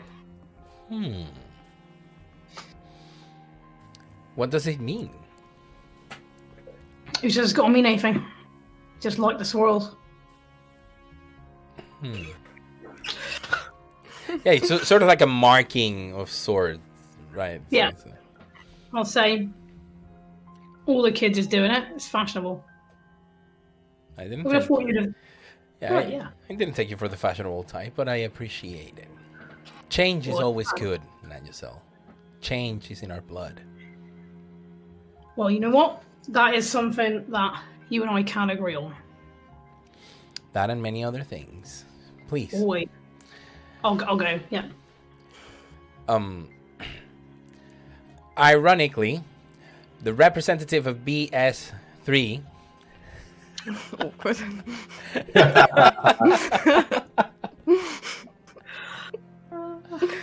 Felicity, is there, and she sees you, and he's in you can tell that it's a slightly an awkward moment for her as well, but she's quite deft at trying to hide it at least. So, Yeah. Hi, Matilda. Hello. How's it going? Not too bad. BC. I'm sure you're the same. Yeah, very much so. Yes, I was sent here because since you're officially in our, in the records of our faction, you are in the BS3 area. Well, they wanted someone from our faction to witness and to oversee. Yeah. Do you know who it is? I haven't been told yet. No, we're waiting for the Camarilla representative to show up. Suspense. And how's it been being in this multi-faction coterie? Never a dull moment. Hmm. They're a good lot. They're nice. It's I mean, it's been 5 years now, so Yeah, it's sort of routine. Yeah. Have you ever thought? I mean, if the opportunity came up, would you? No, I don't think it would be for me. I think my calling is standing up for our people and leading them. Well, yeah, you would know all about that. Do you think you will miss them if you were to win, of course? Very much so. But they'd understand. I'm sure they will understand. You're sure, but you haven't told them that you cannot be an office holder and a member of a multi-faction coterie. They're aware. They know how it works. But much like how it is today, they'd find someone else. So, I mean, if the tables were turned, perhaps you'd have a change of heart and you could join. Well, I find it unlikely, but perhaps. Now, Never say never. let's proceed. I love what Roger had done with the place, and then she starts change. She changes the conversation completely. Good. Morgan shows up on behalf of the library. For those of you who have not been made aware of who Morgan is, she is the Lord Keeper. And she shows up to meet Janice. Like, evening, Mr. Kroll. Morgan, it is good to see you. Likewise. I'm very curious of this whole procedure. This is the first multi-faction coterie that has a new member added to its ranks. So of course you understand it sets a precedent. So I was asked to come here and record that precedent for future law keeping and purposes. Yes. Do you have a sense of how things should be done? I believe that it should be an official appointment. The Camarilla should, someone that speaks on behalf of the Camarilla for this matter, who in this evening is going to be Frederick Whitmore, primogen of the Toreador clan of the Camarilla. They will put forth a name and they will present them, and the other factions will say yay or nay on the matter. Now, since this is the first time, and to avoid any misunderstandings when writing new accords and laws is done, the conversations already took place. So I'm here not to agree or disagree, just to notify of the decision the librarian has made regarding the matter, and then record the reactions and then worded and officially added to the laws around the multi-faction coteries of Bristol and the regulations of changing membership. Well, it is reassuring to know that you have things in hand, and the creation of a new tradition is an exciting thing. It is, isn't it? I believe so, very much. Now, if you please. Yes, of course. Frederick shows up to Dermot. You meet again at the observatory. He says, "Thank you. It's nice the night. Are you ready?" Oh, yeah, absolutely, Primogen. Be nice. Are we going to walk down? Seems a nice night for it. Well, I was of a mind of doing that. If you don't mind, I would rather enjoy a walk and a chat with you all the way to Ashton Court. It's not that far. It's just on the other side of the bridge. Oh, it seems nice enough. Let's do that. It's a beautiful night. Starry night. And the two of you share a nice walk and a chat. He does mention that, of course, the agreements have been made, and tonight is just a formality, but you will be officially introduced to the others. I'm looking forward to it. In one of the side halls of Ashton Court, the weather is getting colder, much colder, and it's not as wet as it was a couple of months ago. But you feel it getting really cold, and for those of you who have been seeing the news, there are these reports that at some point within the next few months, it is expected that a very cold front hits the UK, all of it. The beast from the east, they're calling it, is expected to hit in the middle of winter. But the signs are being seen in other places in mainland Europe. But none of that is important right now. What is important is that the people that I've mentioned, Ruben from the Autarkies, Morgan from the library, Felicity from the Anarchs, and now Friedrich from the Camarilla, find themselves in this small hall with the four of you. When Frederick and Dermot come in, the others are already seated and waiting for them. Could you please, Rob, describe Dermot to everyone? Yep. Dermot's pretty young. He actually appears only about 20 years old. So he's got a lean frame. He's got ginger hair, a bit of a youthful beard just trying to get through. Typically tends to wear a baseball hat, and often, for those who know him, will have probably noise-cancelling headphones on top of that, but we'll kind of take them off when talking to them. But otherwise, it's often he has those on. He's got, normally when out and about, a black vintage sort of leather jacket, wears slightly sort of psychedelic clothes, sort of t-shirts and likes. But it's a bit of a mix between a townie come to a sort of a down to the steel toe cap boots at the bottom that's a bit more biker-esque with sort of jeans and toe cap boots. He is notably, however, got sleeves, so tattoos up both arms and sort of up the back of his neck and around, and striking sort of green eyes that sort of never seem to quite focus on people when he's talking to them.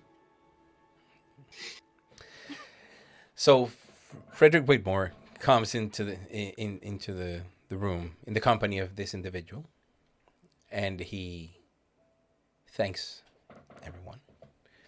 Thank you for coming here on such short notice. I have come to officially present Dermot Brian of Clan Malkavian of the Camarilla of Bristol, who I believe will be a suitable replacement to the labor of Carl de Toro. I'm not going to say the full name like Josh did, sorry. It was I who had a chat with Carl when this idea of multi-faction coteries was presented. And with the blessing of Prince Nathaniel of the Camarilla, I would like to present him to the rest of the factions. Felicity stands up as if this is sort of a protocol type. She seems to be the type that knows this sort of protocol. And she says, the Anarchs recognize and accept the proposal the Camarilla Primogen offers. And she sits down. Ruben stands up and says, the Autarkies are pleased to say that they also are happy with this appointment. And then Morgan stands up and has a paper in her hands, and she reads it. From the desk of Polymathis the librarian, the appointment of Dermot Brian of Clan Malkavian of the Camarilla has been approved and accepted by the library and overseen as a neutral party that we are. We wish you the best of luck. And sits down. Like, she doesn't feel comfortable at all in the setting. I believe then it is official, isn't it, dear Morgan? And when Frederick says that with a little wink, Morgan is sort of like, giggles to herself. Says, yes, all factions have agreed. Now we have a precedent. And there is no precise wording, but one can be done with what has been said tonight. Well, then I believe this is cause for celebration, at least for the four of you. We will leave you to speak. Feel free to use the grounds for the moment. And let us know if there is anything we can assist you with. We will be in the main room, in the main hall, should you need us. He looks at his watch and says, we will be there until midnight. Thank you. And then they just leave. And Morgan is sitting there, like, hastily writing some stuff and saying to Yanis, like, okay, are you going to be okay with this?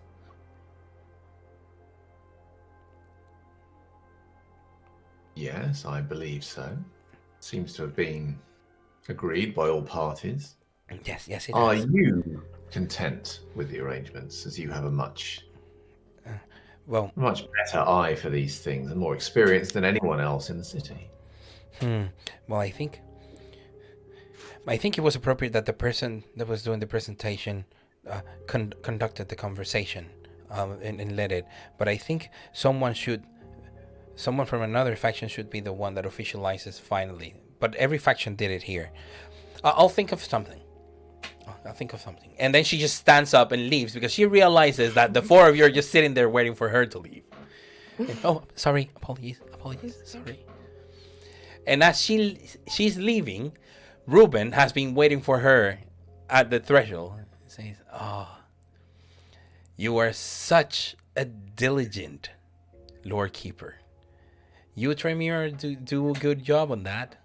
And she seems to shudder at the reminding of her clan. Regardless, she continues. And now the four of you. As Reuben leaves, I'll be like, prick. And then I'll start walking over to Dermot with my hand out, like to shake his hand. He'll try and take you in one of those sort of rather than just a shake, like by the thumb kind of way, and just kind of pull you in and tap you on the shoulder. Sorry, mate. Oh, it's been a little while, Nanj. Tell you what, this has went a fuck ton better than what I thought it would have done. You should come over and meet the others. Aye. Yeah. Well, I'm lucky we got through all that, didn't we? I was worried this one monk was going to say no, and then I would have been proper scarred at the end of that, wouldn't I? Yeah, I didn't know what Reuben was going to do because that bloke's a bastard, so mine out. But in and of itself, turns out he did the right thing. Well, anyway, surprise. Yeah, it's a bit of a surprise, isn't it? Listen, you should come and meet Janusz. Hey, Janusz. Okay. So I'll walk you to where he is. Right? I'll walk and join the group as well. Yeah, I'm assuming because you were in separate faction points, weren't we? Yeah. Okay. And as we're walking over, I'll be sort of, Matilda, long time. Yeah, it's been a while. I mean, it's nice to see a familiar face. Hey, it's nice to see you too. Yeah, excited. And double when you're not Annie, so that's fine. Yeah, no, we had some. Dermot knows of Annie, and she has seen her. It's one of the refugees No, from London, but that's it. She doesn't know much about her. You can't trust her. Oh, but she said such nice things about you. Yeah. I mean, that's half the reason I wanted to come and join you guys, because she was like, "Oh, they're amazing and they're really lovely." And I'm telling you, wherever there's trouble, she's there. That's all I'm saying. Like, come on now, and she's young. Just give her time, Well, just because she's young, don't mean she gets to be in trouble of things. Anyway, there's things to follow, and you ain't been introduced to Jan yet. Yeah, okay. Well, just remember, Naj, you've been in enough trouble yourself, okay? I'll come back to that. Oh, He yeah. throws the first stone. Conversation, yeah. Don't be the one to throw the first stone is all I'm saying, Naj. That's you know.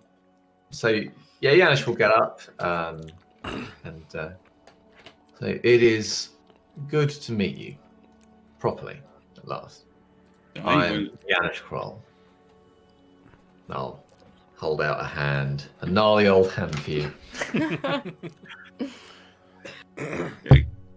You kind of just go, very push, and just gonna take your hand and shake it. Okay. It's I see we've been around in the city for a long while, but we never bumped into one another. Indeed. It is a strange thing. You're in quite different circles, aren't you? Also, do you which circles you're in, Janusz? Well, as a associate of the library, I am not so involved in, I suppose, the night-to-night politics that many have been involved in. That's fair enough. But Hubert said nice things about you, you know. Ah, well, that is pleasing to hear. He is a memorable character. individual. Is he now? Well, perhaps so, though I think he is less a good judge of what creatures reside on this planet and what reside in his imagination. He has some creative thoughts about these things. Yes. That business about aliens was where I drew the line, let me tell you. What about aliens? Oh, he seemed to have some belief that they exist. Oh. Well, he's a bit weird, isn't he? Yeah. Who knows? I mean, you know, I wouldn't want to I'll write say- it off, but at the same point, it's a little. I mean, you know, I'm more in the, you know, not sure kind of bucket rather than necessarily. He seems pretty convinced. Yeah. I'd like to hedge my bets. Well, but you can't make something be the truth just by being convinced of it. That don't make it real, does it? You've got to have personal experience of it. that is true. Yes. It's true. I mean, maybe he thinks that that's what he's done, but who knows? Yes, perhaps he has had a different kind of experience. Right. So he's met Possibly. an alien before. Maybe he has. I wouldn't want to write that off either. Yeah, who knows? What kind of circles then do you prefer? Oh well, Nanj could probably tell you. You know, We move in similar circles. So some people might know me. I mean, I don't know. Matilda, you're kind of around on the student circuit and like, aren't you? Yeah, you do. You're still doing gigs. And I tend to do a few gigs around the place. You wouldn't know me by my, you know, obviously you know me by my name, but you, I don't know. Janusz, have you ever been out to motion at all? Sorry, have I ever been in motion? Yeah, sometimes. To motion. Motion. It's a club. It's like a dance club. What man? Oh, a dancing club. I see. Yes. No, I confess I've not been to many. My leg's not really what it was, so I don't tend to frequent that many dancing clubs. But what sort of dancing do you do? Well, no, I do the music. I'm a DJ.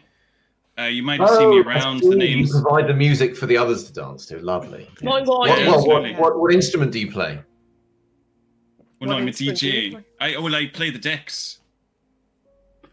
Interesting. Good. Well, I'm. That sounds very interesting. Yeah, I play the decks and get the the people going with a bit of house, a bit of dubstep. Depends, everything all the way back. I like some vintage as well. But anyway, so you might have seen some posters around saying DJ O'Shea. That's my DJ name. Yeah, I've seen him. Well, I see. Well, that's very promising. I've seen him, but I ain't been down your clubs in a while. Hey, well, you should come down. Probably you're right. But I think I'm going to come down with, have I? you should get Then I'll Janusz jump in down too. I would very much like to see that. Well, I don't. I don't. I would happily visit the establishment if you're inviting me, but I probably would not. I could enjoy your music, of course, but I doubt I'll be able to do much of the dancing. I'm assuming it is not a gentle dance. It's loud.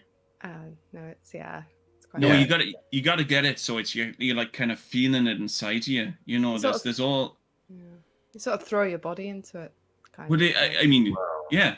Some So people you're feel talking the about need to your- kind of move. You're talking about being moved by the music. Now, this is something I do. I do understand. Well, perhaps I will come and see if there is.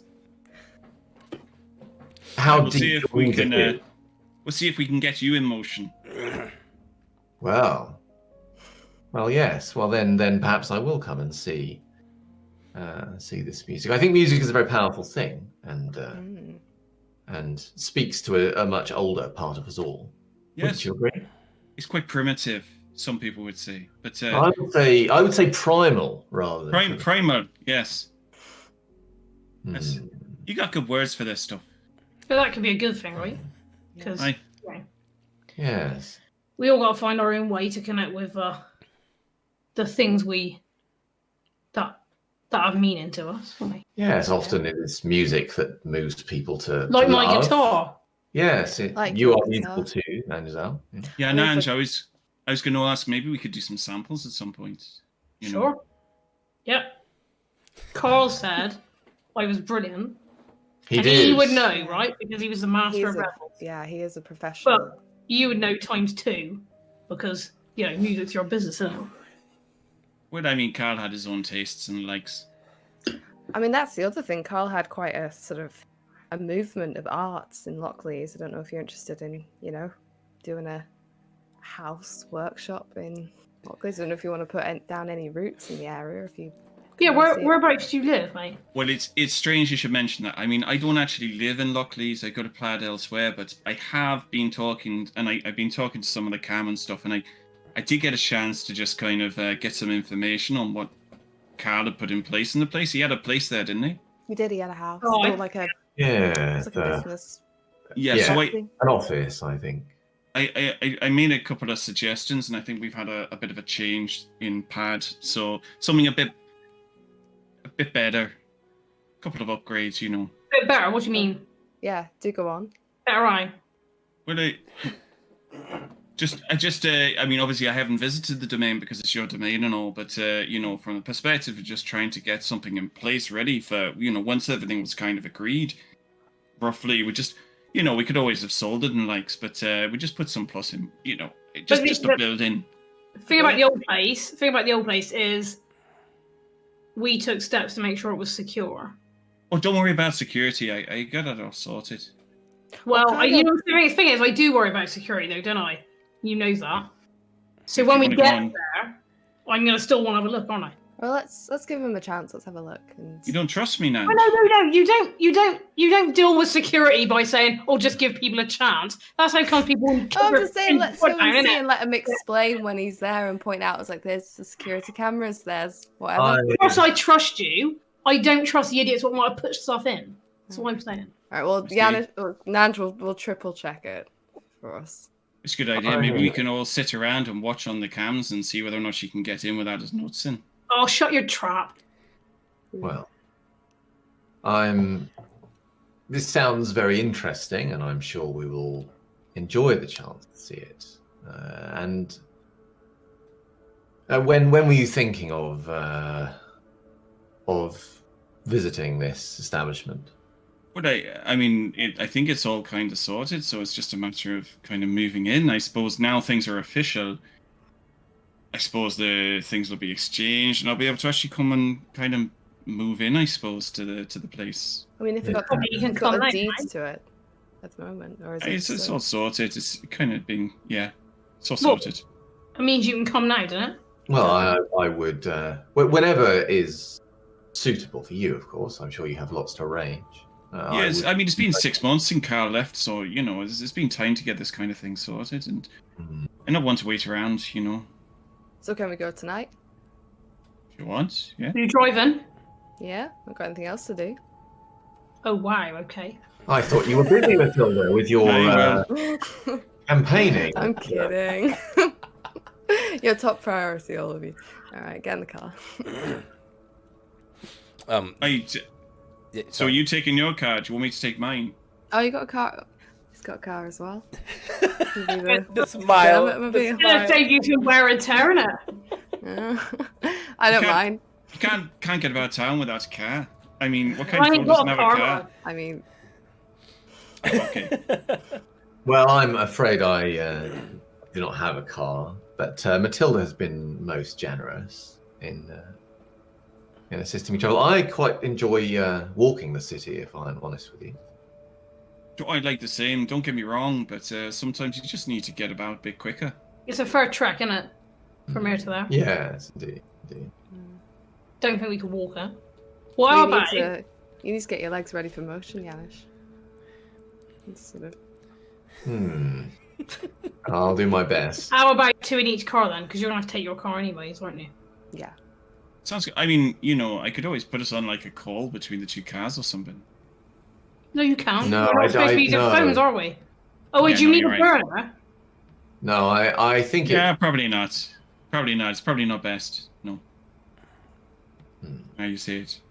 and this is a new meeting, and these things are best done face to face, I feel. Fair enough. I hear you don't like all the I've heard maybe, Janusz, just I don't want to get the wrong impression or anything, but you're a bit of a technophobe, aren't you? Do you mean I do not hold perhaps to some of the newer devices that the kind favour? Is that what you mean? Aye. Yes, I ascribe to the old ways myself, and it seems, if the city is to be believed and the decrees of the prince, that is for the best, as that has led to the downfall of many kindred of recent nights. Yeah, your prince isn't particularly happy with technology, so how come you've got an exception? Well, there's some of us around needs to keep tabs on stuff and just actually get some things going around. So, there's a few of us around who have a little bit of, a bit like I sorts the other stuff out for you, like a bit of paperwork and that kind of thing. Similarly, it's you kind of get a bit of, you got to do what you do for the people up above, but they've given me a special exception in some time. So if you do need things sorting, I can kind of sort out a couple of things, but only obviously if they're going to be, sensible. You make a good point. I shouldn't have probably suggested this. Kind of just very excited to meet you all. So Yeah. I'm sorry. No, don't worry. But no, if you need something Right. sorting, just I can sort something out. I know you're very resourceful. Am I to understand that this special dispensation that you have is something that you will be enjoying outside of the domain? How do you mean? I mean that you would not be using such artifacts within the domain. Oh no, well, anything I put in the domain would probably be on a local area network and somewhat secure, so there's not possible for anybody to actually get in. It wouldn't actually be connected up to the internet or anything. Which just sounded like. Yeah, Janusz, yeah. well, for the other two to see if they look satisfied with this. I'll 'Cause say- he heard, Yeah. What you heard was Chinese algebra explained to you in Finnish. I'll say he reckons he's going to use it in a very particular way, what is secure. and do you feel such things are acceptable? This is not really my area. I'm just mindful of the prince's decree and also of the threats that might come to our home if we are not careful. So, Carlos, much as I dread to ask it, you might need to make me a roll. Probably. I think I can't remember if I've got anything in technology. You probably do. Because I don't have a sense of how much of what he said I actually have understood. No, you have no technology. Fine. I have one technology. You do. Which- You do have a sense that, like, with one technology in this day and age, you would know the basics, would be, like the difference between being connected to the internet and a local area network that is, Yeah. disconnected to the internet. It's a safe, sort of like a closed network. Yeah. You would know that. That is like very basic. Yeah. Okay. I'll just say, I mean, I'd like to have a look at it myself, but it sounds legit. Very well, if you are satisfied. Well, I'm happy for all to take a look at it. It's no problem. I Happily know show you if around. you're looking at it, I'm interested in our safety. Well, that's the point. I just want to put things in that are going to make you feel more safe. I mean, wouldn't it be useful to actually be able to see what's going on the streets around your place? Look like CCTV and. Well, there's lots of ways to see that don't involve technology. Number one, Mm. and number two, if it's not safe, then I can put it away, can I? Well, in that case, it sounds like there is much to do, and we should go and see this grand place that Dermot has prepared for us. Fair Who's enough. where? Who's going where? In which car? I mean. I'll go with you, Der. Sounds good. Yeah. Okay. I wouldn't want Janusz to get too much of me in one go. So as the coterie stands and starts walking outside together, you see from the people in the main hall sort of like hear the stirring and you walking, so they stand up and approach where you, and they're there. And Morgan says, "Do you have any questions?" No, all seems quite clear. Thank you. No. Oh. And she turns and asks Frederick Whitmersley, "So can we also leave?" "Yes, I believe so. Thank you very much for tonight. All the best to the coterie. Make sure that he feels welcome, please. Yes, of course. Dermot, Of course. be good to them." Now, Try my best. and then everybody leaves separate ways. We have two cars. In a car, Janusz and Matilda, and in Dermot's car, Dermot is taking Nigel back to the domain. Oh, yeah. I Sorry? imagine I would have asked Dermot where we're going. Would Yes. have asked him for an address. Yeah, I'll give you address. Yeah, Okay. cool. So, I will. Conversation in the car? Yeah. I Yeah, thought so. certainly. But before we get into the cars, Oh, yes. or on the way, I'll say to Nanjasal, of course, we should welcome him formally at the border of the domain, Right. Got it. and go to I'll go to Tilda's car. Okay. Okay. So, As we're in So- the car, I'll ask Janusz, what do you think? He seems a generous spirit. I think he puts his faith perhaps in the wrong things, but I have no concerns at this time. He seems intelligent and respectful and as someone that will be of value to our coterie. Well, what have you, Matilda? What is your impression of It him? could have been a lot worse. I've worked with him before. He's a nice guy. A little bit hard to predict, but I think it's just okay being in him. It seems that Nanjazal's also met him before, Yeah, and I know they're close. I'm sure if she had any reservations, we would know by now. He'd be in a box. Yes, he would. No, I think. Obviously, I want to get more of a measure of him, but I don't see any problems at the moment. Good. And how is your campaigning progressing? It's fine. It's awkward with Felicity back there, but it is what it is.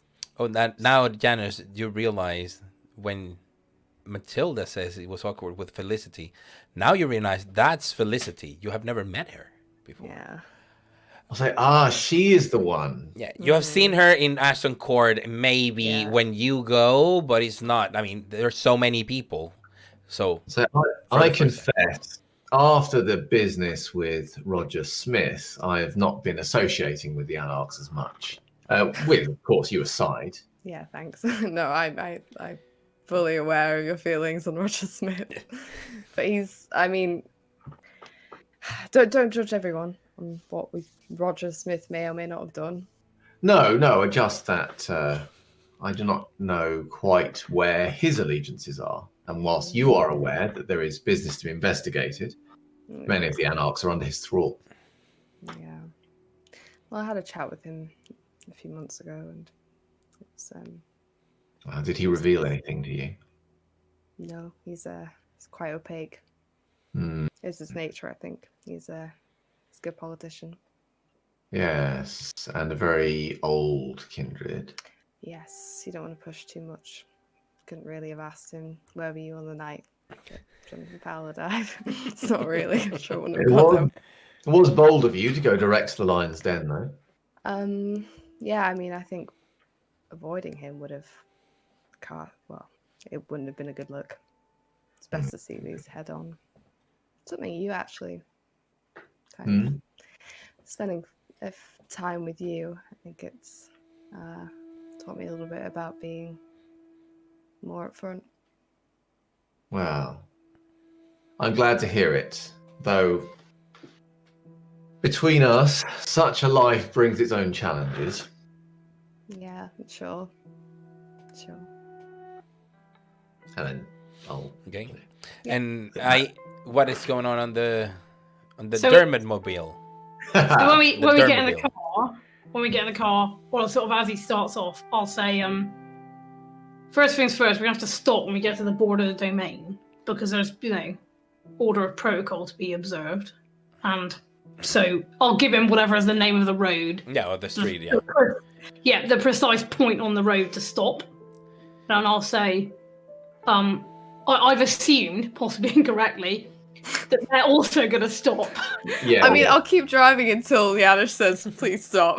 Well, I sort of assume that Dermot's in the lead because by the time Yes. Janusz has got Matilda's car, Yeah. they've probably already left. Right? Yeah. So my point would be we'll have to stop here, Derm, because otherwise there's not going to be a formal entrance for you into the domain, and that's not the right way to start about things. So when sorry, go on.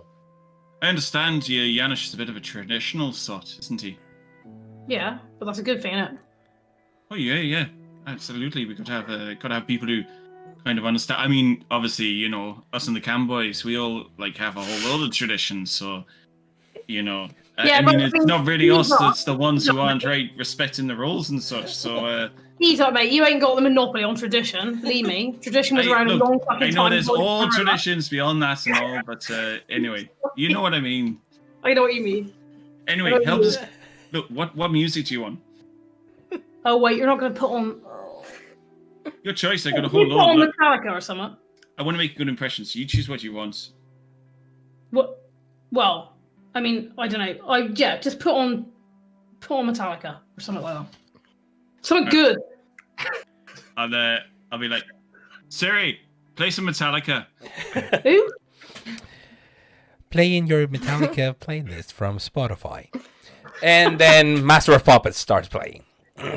Okay. Also, sorry. Well, imagine we don't talk and we just No, that is exactly how I pictured it in my mind when you made the division of Nigel and Dermot are going to be in a car. They're going to be listening to music, and the other two, they're probably going to be chatting. Also, me and the Cam boys, amazing way to make sound the Camarilla like a hip club, I know. Down with the kids. Setting it.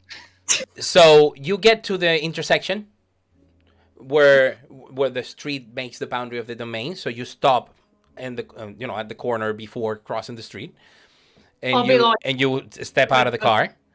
Sorry. Yeah. I'll be like, because I'm aiming for him to stop at the exact right place. So I'll be like, a little bit further, a little bit further, a little bit further. until you get to like the Car stalling. yeah. The car is like the You want to get out and fucking push? when Matilda's car arrives, she parks right behind, and they're having this conversation. It's like maybe a little bit further, and it's like we're okay, we can walk, and they're having this sort of like exchange. So everybody's outside the cars and standing in that corner in the street at 11 or something, 10 p.m. It's 10 p.m. So Janusz will say, although the factions have recognized you, this is the first time that as a member of the Coterie, you are coming into the domain. And so, Dermot, Brian, I wish to to recognise, whilst all of us are here, your new status, and that from this point on, you are one of us, and you hold equal rights in this territory, and also responsibilities in protecting it. And, well, we welcome you, and we hope this will be a long and fruitful alliance. So as I appreciate the time you're taking to make this this offering, and I'm right pleased glad to be joining you in the domain. And I will do all I can to protect it and to respect all of yous. And I'm sure we'll have our ups and downs and but you have to understand, I have the most heartfelt respect for all of yous. And I've only heard good things, so I look forward to the opportunity to be joining you all. So thank you kindly. If you've only heard good things, that means the boom's paying off. So he'll sort of put a hand on Dermot's arm briefly and say, well spoken. Hey, kind of look nervously at the arm. Freaky old man arm on the shoulder. There's also an exchange because at some point Janus stares at the tattoos at his neck, and they have a mix of, correct me if I'm wrong, Rob, they're a mix of Celt and religious Catholic symbols, like a weird mix. Are those the ones that you have around your neck? Yeah, around the neck and the also back on the arms. and the arms. Yeah. Okay. So it's sort of like the symbology of that merge between this Irish Celt tradition and the Christian tradition. That symbology is what he has tattooed on himself. Well, I think Janish's eyes will definitely linger on those tattoos, because that's quite a strange thing and will certainly kind of interest him. That doesn't do down your creep factor. No, I mean, that only increases the old man creep factor. Yeah. Yeah.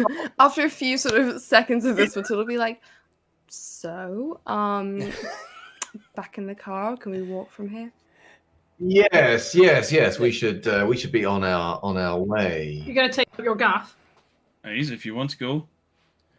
Okay. right? So Sounds good to me. So you get to the place. So describe how you imagine the place, Rob. It is probably slightly, rather than a house, it's slightly separated. So a little bit larger than the last place, but more notably, there's kind of what looks to be a house and then an attachment to it, which is sort of an expanded part of the building, like an annex or a side building that's been attached on. So it's not that much bigger, but it is certainly a little bit more sizable than the previous place. So do you want to come in? Tar. May we come in? You are more than welcome to come in. Good. And this building, and you should feel free to come in at any point in the future. Obviously, I don't want to have to invite you every single time. This is your place as much as it is mine. Yes, you are answering my question just as I was about to ask it. For I was thinking you mentioned this is a contribution of your faction rather than your own personal dwelling or holdings. Is that correct? No, I live over in on the other side of the motorway. No, it's still on this side of the motorway. It's just close to the motorway. I have a little pad for myself. I see. But this place, and you are correct, it is shall we say, a slight step up, perhaps, than what we had before. There's some special bits in. I was trying to think of something that would be reasonable for me to sort of contribute, and maybe something that means it's not just standing out as just a house that nobody really kind of owns, if you see what I mean. Is there any purpose to that? And I point to the annex. I'm like, are you doing? Oh yes, that's the studio. Is that It's a studio. Yes, We can a do recording studio. Right. Nan, Get my you can guitar. record your guitar. So I was thinking, I know, Matilda, you kind of got some connections with the students and the like, since you. Yeah. Well, I was thinking, this could be a kind of place that people could come down and do a little bit of session work if they need to, and you know, a bit of an out, and then it makes it look like it's like a normal place, and it's not just that creepy place that nobody goes to. Well, you're not going to have normal people here during the day, are you? No, well, only as needed, but they're kind of separate, if you see what I mean. Well, I mean, I'm just thinking, what if we're here during the day? No, they're separate. So there's like a proper, like, once, like, the building, Oh, a separate door. studio. Oh, see, I got you. He's talking about the annex. Yeah. But no, the house itself is separated, so there's proper. You'll see it's properly reinforced in between. There's nobody getting anywhere through there. And there might be some advantage to having some people around. I mean, right, obviously. So it's yeah, it's absolutely, and you're coming in. I mean, I'll walk in. Yeah. Same. Nigel will notice that they just as he said that this is a studio, and now that you're getting closer, you do see that there are some markings of what could be the front of a studio and stuff, but nothing has been unveiled. It hasn't even sort of like open to for business yet, but it looks like something that could be made into what Dermot just explained, a commercial place with a studio, a recording studio, simple one, for people to do sessions.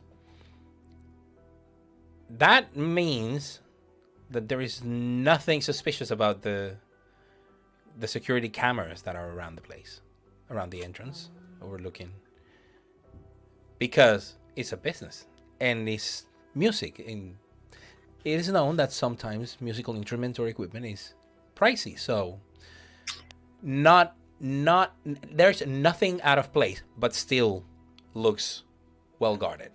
So before,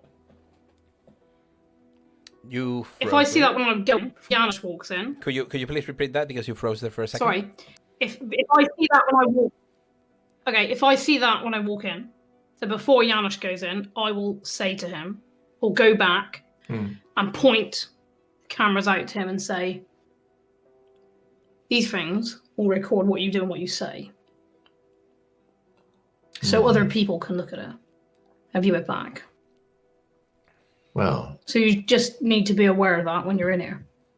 What you talk about, what you say, and what you do. Oh, there's only ones on the outside, Nanj. Yeah, but nonetheless, it's not right for him to come in here and not knowing the context he's coming in. Well, they can't pick up sound. they're very can they? small to do such things. Well, they can do it small now, yeah. I mean, I'll regard them suspiciously. Dermot's right.